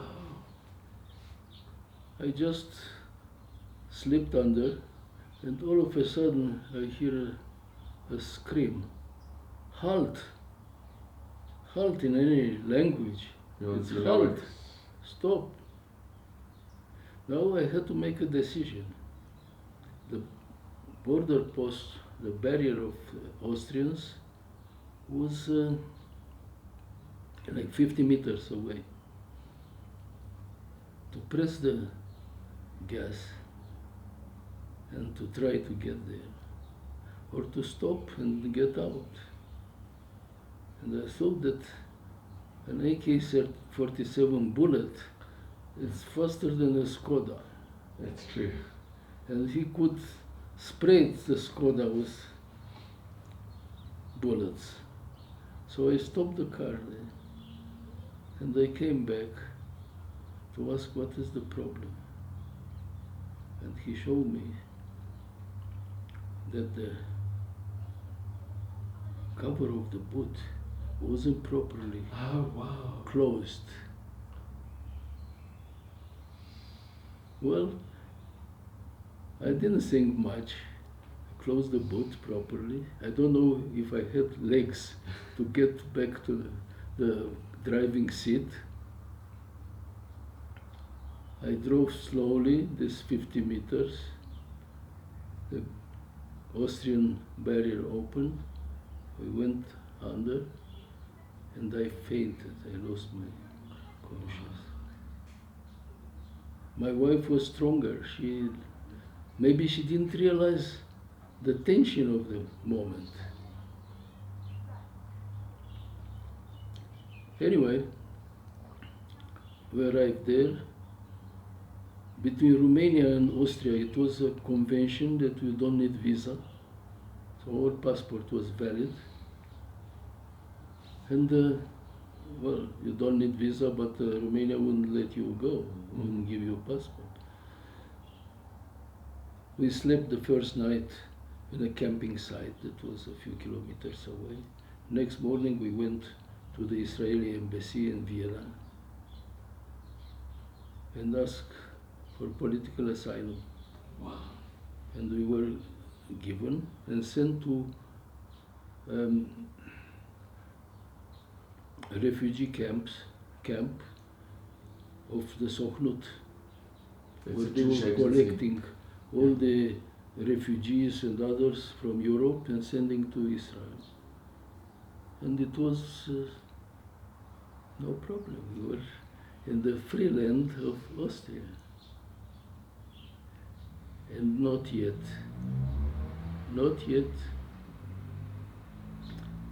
all these communist regimes, they had in all these countries agents. I don't know if you heard about the Bulgarian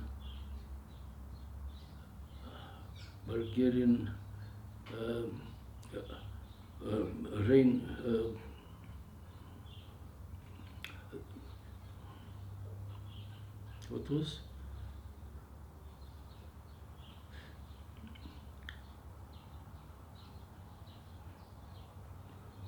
Comes out of my mind. Against rain, that you have an umbrella. Assassin. Huh? They had An umbrella. Umbrella. With a syringe of poison. Yeah. You heard about it? We heard it, sure. These were communist agents to kill people who escape from Romania. So we had 2 canisters of petrol. So from the refugee camp, we said we have to stay there for 2 weeks to get a flight to Israel. Let's go to Vienna and enjoy an afternoon there. So we went to Vienna. It was about 20 kilometers. It was in an old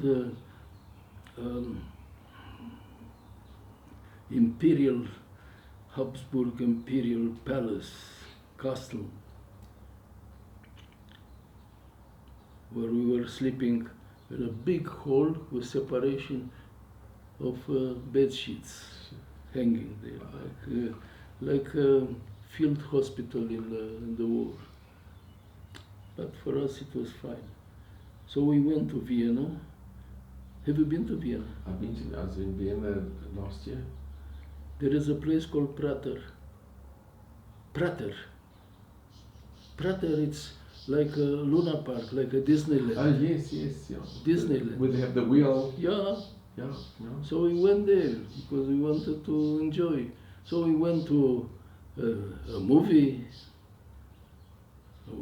American movie. We were drinking Coca-Cola. This is your first taste of freedom. Yeah, the first time drinking a Coca-Cola, which was great. So we spent the afternoon there, came to the car in the parking to go back to the refugee camp. Next to the car was a guy, which to me is former communist system resident was smelling from the distance of Romanian KGB, which is called Securitate, smelling from the distance, with the dressing a dark leather coat, with a hat, like in James Bond movies. And we had a Romanian number plate. He saw the Romanian number plate and was waiting for us there. He asked straight in Romanian, "What are you doing here?" Well, I thought that I shouldn't even answer to him. It's not your problem, but feeling what I was feeling and being scared of these people for so many years, because they were dangerous people. If you've been in Romania and you met one like this, you end in jail. If he has any sort of suspicions about you. And I said that we came here to visit some relatives. Oh, very nice, very nice. Let me show you Vienna. And almost was getting into the car. I got before him on the seat and started to make noise there, shouting, until people came around. Not Romanians, other people. Austrians. And they heard the noise, and so they saw that there is a scandal or something. Commotion going on. Yeah, and when he saw so many people around, he disappeared. Because there were cases that we heard about when this sort of agents, they took people to a forest or to a park and shot them.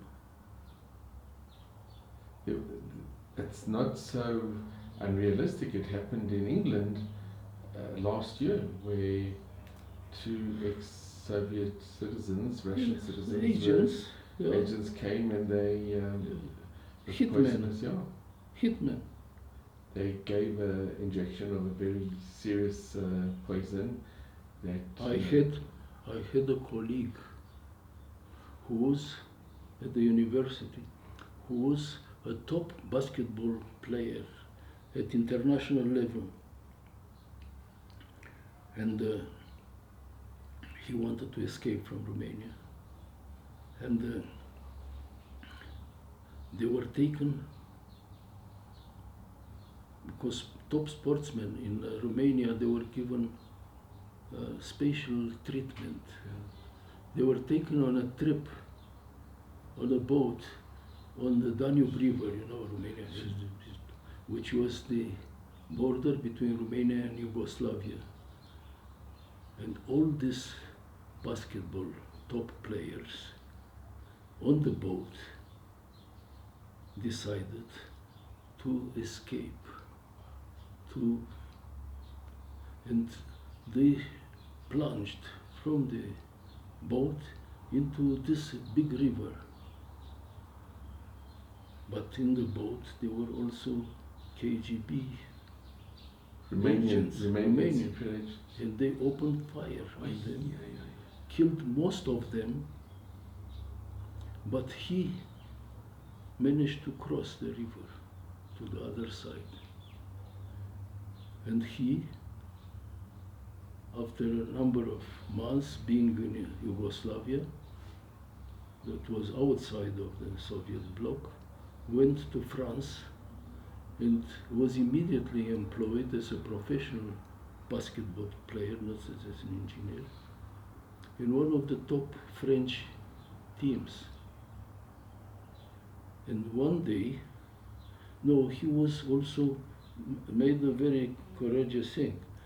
He told this story with the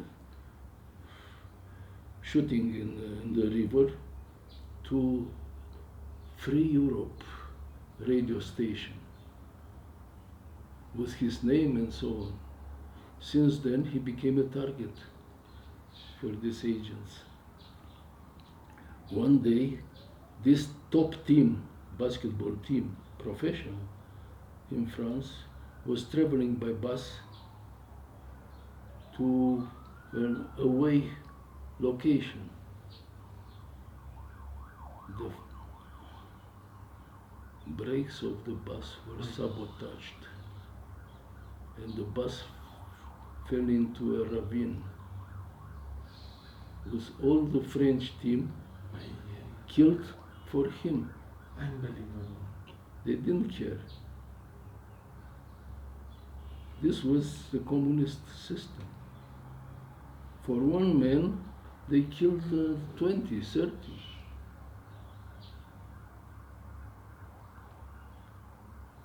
Anyway, never mind. This was a story that wasn't related to me. What was related to me was that agent in the... And you got back to the refugee camp? Yeah, and I arrived at the refugee camp. And from there we went to Israel. And I lived there with my wife, 6 years. In which city were you living? I learned Hebrew. And I built a tower. And where did you live? In Jerusalem? In Haifa. Oh, and you built the tower in Har Tzofim in Jerusalem? Yeah, on Mount Scopus? Yeah, my parents managed to come there because sometimes they were taking parents to interrogations, and so they didn't. But my parents were quite old. Well, old. My father was 65. That's not old. But they took his pension, cancelled his pension for his life there. They took their flat, and they let them go with 2 suitcases. And they came to Israel? They came to Israel. They lived also next to Haifa and Kiryat Yam. And were they happy in Israel? Yeah, they were happy in Israel. I want to bring them here, but they said they prefer Israel because they had a Romanian groups. There's a very big Romanian Jewish community. Yeah. So they were living there. A very modest life, but they were happy there. And they were free. And they passed away there. Meanwhile, I had also 6 years, 1 tower and 1 war, the Yom Kippur War. I was in the Ramat Golan. You were in the Israeli army? Yes. And then I decided I love my profession. I'm a civil engineer specialized in heavy industry. Heavy industry means steel industry, cement, big plants, Sasol type of petrochemical plants, fertilizing plants. And this was my profession and my professional love. Israel couldn't offer me heavy industry.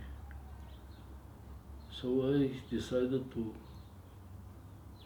immigrate from Israel to a country which is developing heavy industry, and also I wanted to be in an English-speaking country, to be able to communicate with the rest of the world. So this was my criteria to come to South Africa. And what year did you come to South Africa? Sorry? In which year did you come to South Africa? Yes. What year? 75. In 75. So I lived in Israel from 69 to 75. I learned Hebrew. I was speaking quite fluently.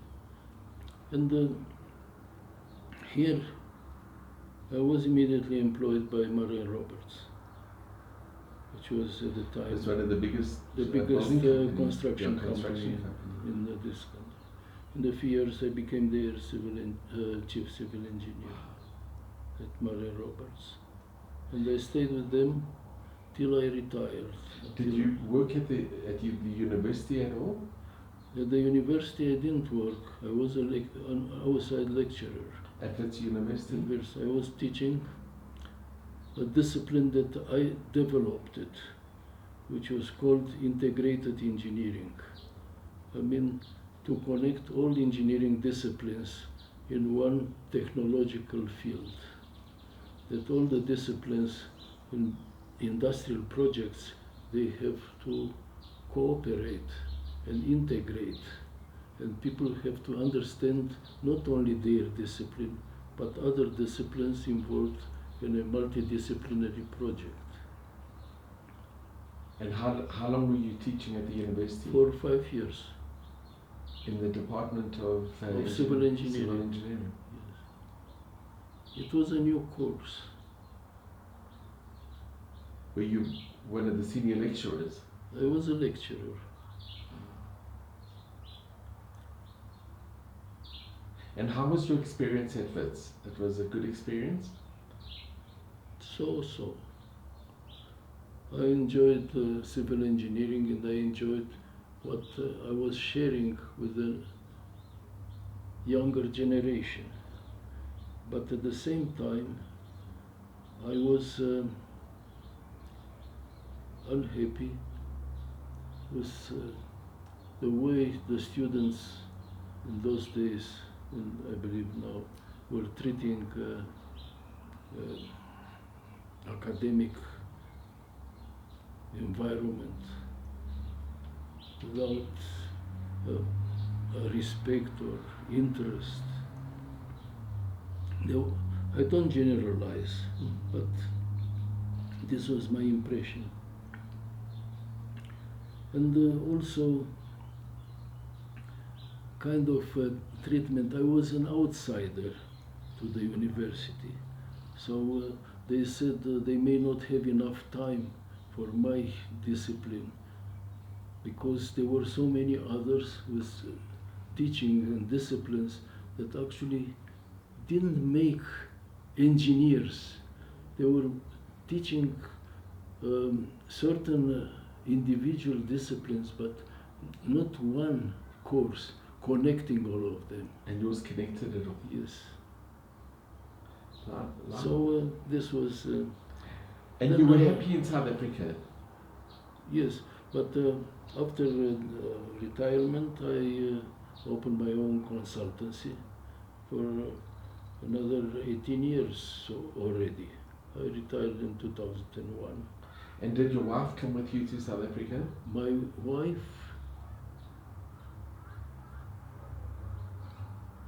after 10 years here, so 1985, developed a lung cancer. She was the most, the fittest woman that I ever knew. She was going at the gym 5 times a week and never smoked and very active and positive and so on, and yet developed this lung cancer, and in 6 months' time she died. Sorry to hear. Then after 2 years I married Anita Cohen from Cape Town, but she was living in Johannesburg. Lyonell, you know what's interesting? Today, I think the tables have turned. In Israel, there's so much building going on, and you see so many cranes and so many big projects. Absolutely. And in South but Africa, it's totally different from what it was 40 years ago. And in South Africa, unfortunately, you don't see so much construction going on. True. But it's still different type of civil engineering. It's residential and commercial. Yeah. Whilst my specialty was heavy industrial civil engineering, which was requiring multidisciplinary integration. And this was actually my interest, how civil engineering integrates with other mechanical and electrical and so on. But Lyonell, I just have to mention to our viewers, your connection with Israel is still very strong, and you have a dream to build a tower, and it was published in the, if you could show our viewers, it was published in the Jerusalem Report. Lyonell, if you could show our viewers from the Jerusalem Report. Yes, it is. Now we're coming to the tower. Could you show for our viewers? Now we're coming to the tower. When I was appointed by a company that I was working for in Haifa to design a water tower for the university, I knew that a water tower is something simple like this. It's a tower, generally simple, like a tower, a water reservoir on top.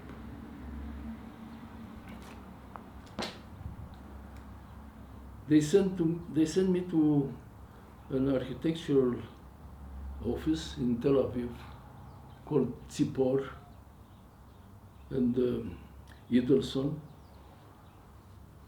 to get the architectural drawings of this tower. When I saw it, I couldn't believe my eyes. It was like a sculptural work of art. And this gave me the incentive to produce a good structural design for this architectural work. When I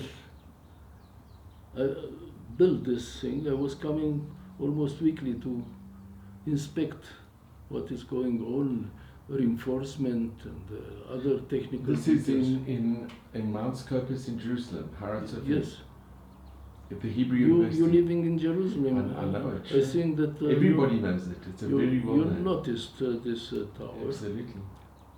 It's about 53 meters high in total, and includes also a communication supervision observatory of the army. When we reached right at the top, the roof, I was inspecting the reinforcement of the roof, which is was quite complicated. And it was lunchtime. And all the laborers, they left for lunch. I was left alone on the top. And it was very quiet. And I was looking around. And all of us, and I saw, I was already used to see the Temple Mountain, the Dead Sea. It's the most beautiful panoramic view of Jericho, Herodium, the new city of Jerusalem, what it was 40 years ago. And I said, well, this view is not only beautiful, but it's very emotional, because it brings to you like a reality all what is written in the Bible, that you thought these are stories. Now it's not stories, it's there. It's reality. Of course, I was very, very upset to see the mosque dominating this view. But I said, well, it's part of this 2,000 years or 3,000 years or 4,000 years of history. So you have to accept it. But what I was thinking, we should build a proper panoramic observatory, that as I stand there, people to stand and look around and see all these historical places with a very strong resonance. So we should share this view with the rest of the world, because Jerusalem was many times considered the center of the world. Today it still is. You know, if you think the world focus, the majority of the press is focused on Israel and in particular Jerusalem. And there is a famous picture with 3 leaves. One is Europe, Asia, Yeah. and Africa, And in the middle, converging to Yeah. the middle, which is called Jerusalem, Jerusalem, yeah. It's a map. It's a very famous map. like the map of the old world. Yeah. So I said, let's revive this concept of Jerusalem being the center of the world by building there an observatory that will see not only Jerusalem but the old Eretz Israel. Yeah. Now,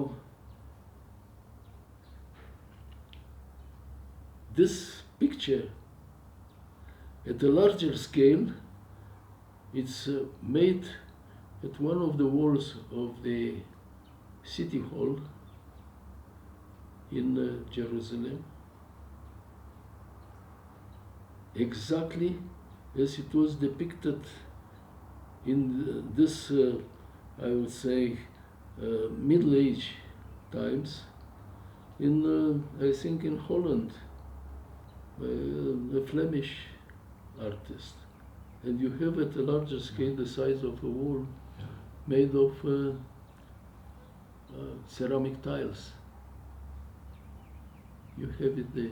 If you go to the I've seen city it. hall, It's you saw it. It's in Kikasafra. It's the municipality. They have Yes. the beautiful map on the wall. Yeah, Yeah. exactly this. So this was my vision, to have an observatory. And where to have the observatory? There is a special and unique place, not in middle of Jerusalem, not on the Harabayit. There is a place which has the name Har HaTzofim. What means Tzofim? People who are watching from there, actually watchers. And it's actually the most. It's and the highest place. And it's the most panoramic view of the Is view from the spectacular. is the best view of It Jerusalem. is spectacular. Yes. They have an auditorium where they give out the diplomas on the graduation, and it overlooks that magnificent view of the Jordan Valley and the Dead Sea. And you There can are see a Jordan few- in the distance. There are a few sayings about the view of Jerusalem.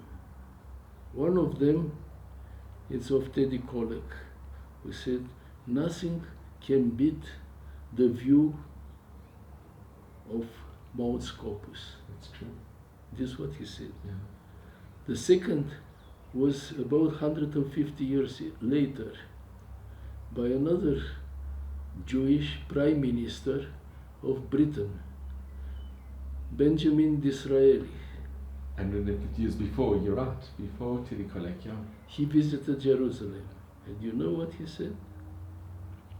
The view of Jerusalem is the history of the world. And even more so is the history of the earth and of the heaven. You can't beat this. You can't beat it. This is what he said. And there is only other good saying by Caroline Glick. No, Caroline And Glick. like Caroline, He she's said Jerusalem is the cradle of the Jewish civilization and religion. it's the heart of the people. Yes. Jerusalem is the heart of the people. Is the cradle. Yeah. Okay, so this inspired me. It was the inspiration to think about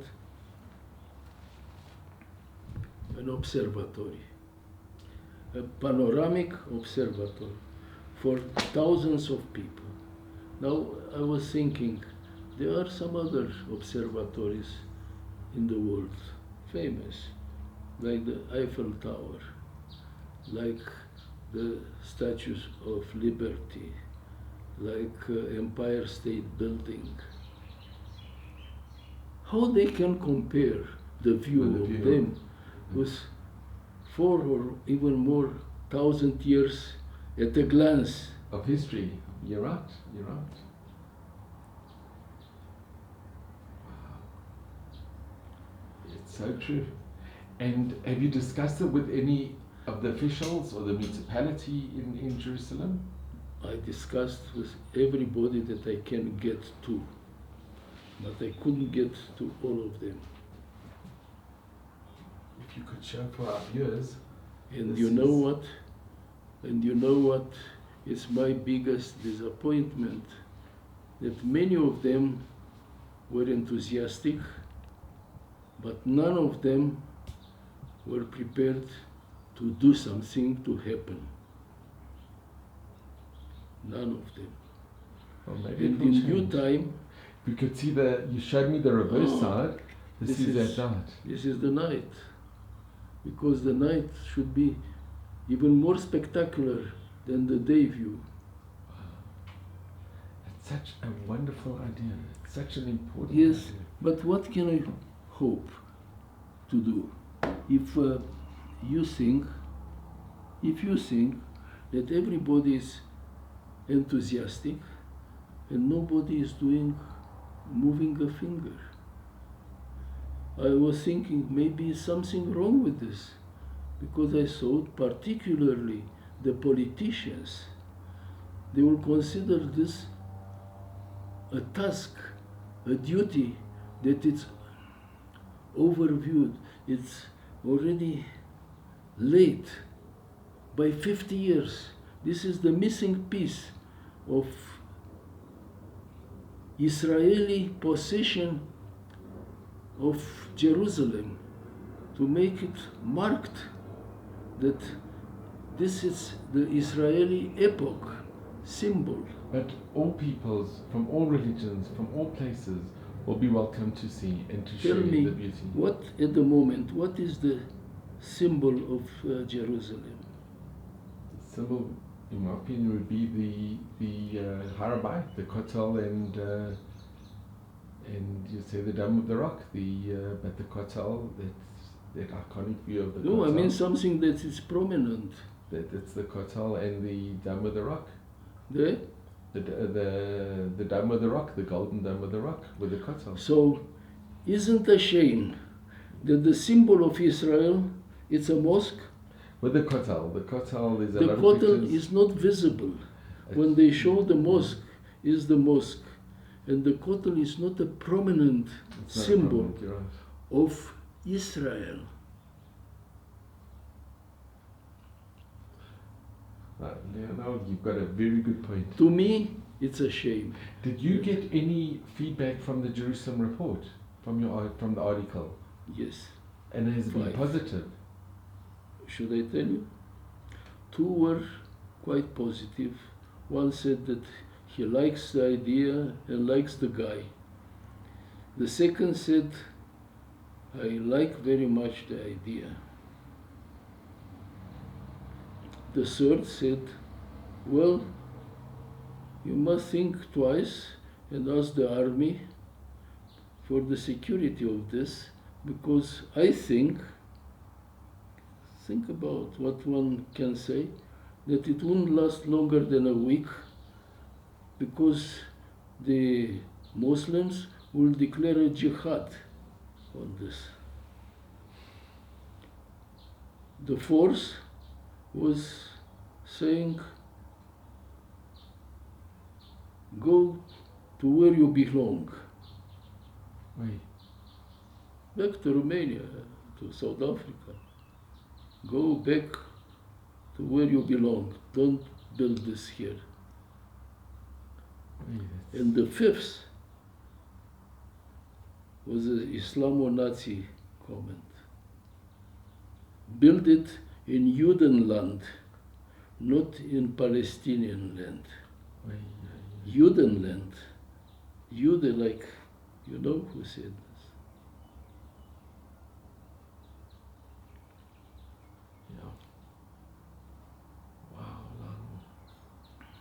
So this was the comments. Plus Dr. Cobb's comment, which was totally wrong. He said that I got inspired for this from It's not from the Hillbrow Hillbrow Tower. Tower. I can tell you that I'm inspired by Hillbrow Tower because I see it daily. From Modern Fontaine Road, Yeah. you see straight the Hillbrow Tower, and reminds me that I have to build a tower. It's true, we need it more than ever, I agree. I think it's a wonderful, wonderful idea. It's a vision that needs to be actualized. Les, tell me what is wrong. Let me put a light and I'll show you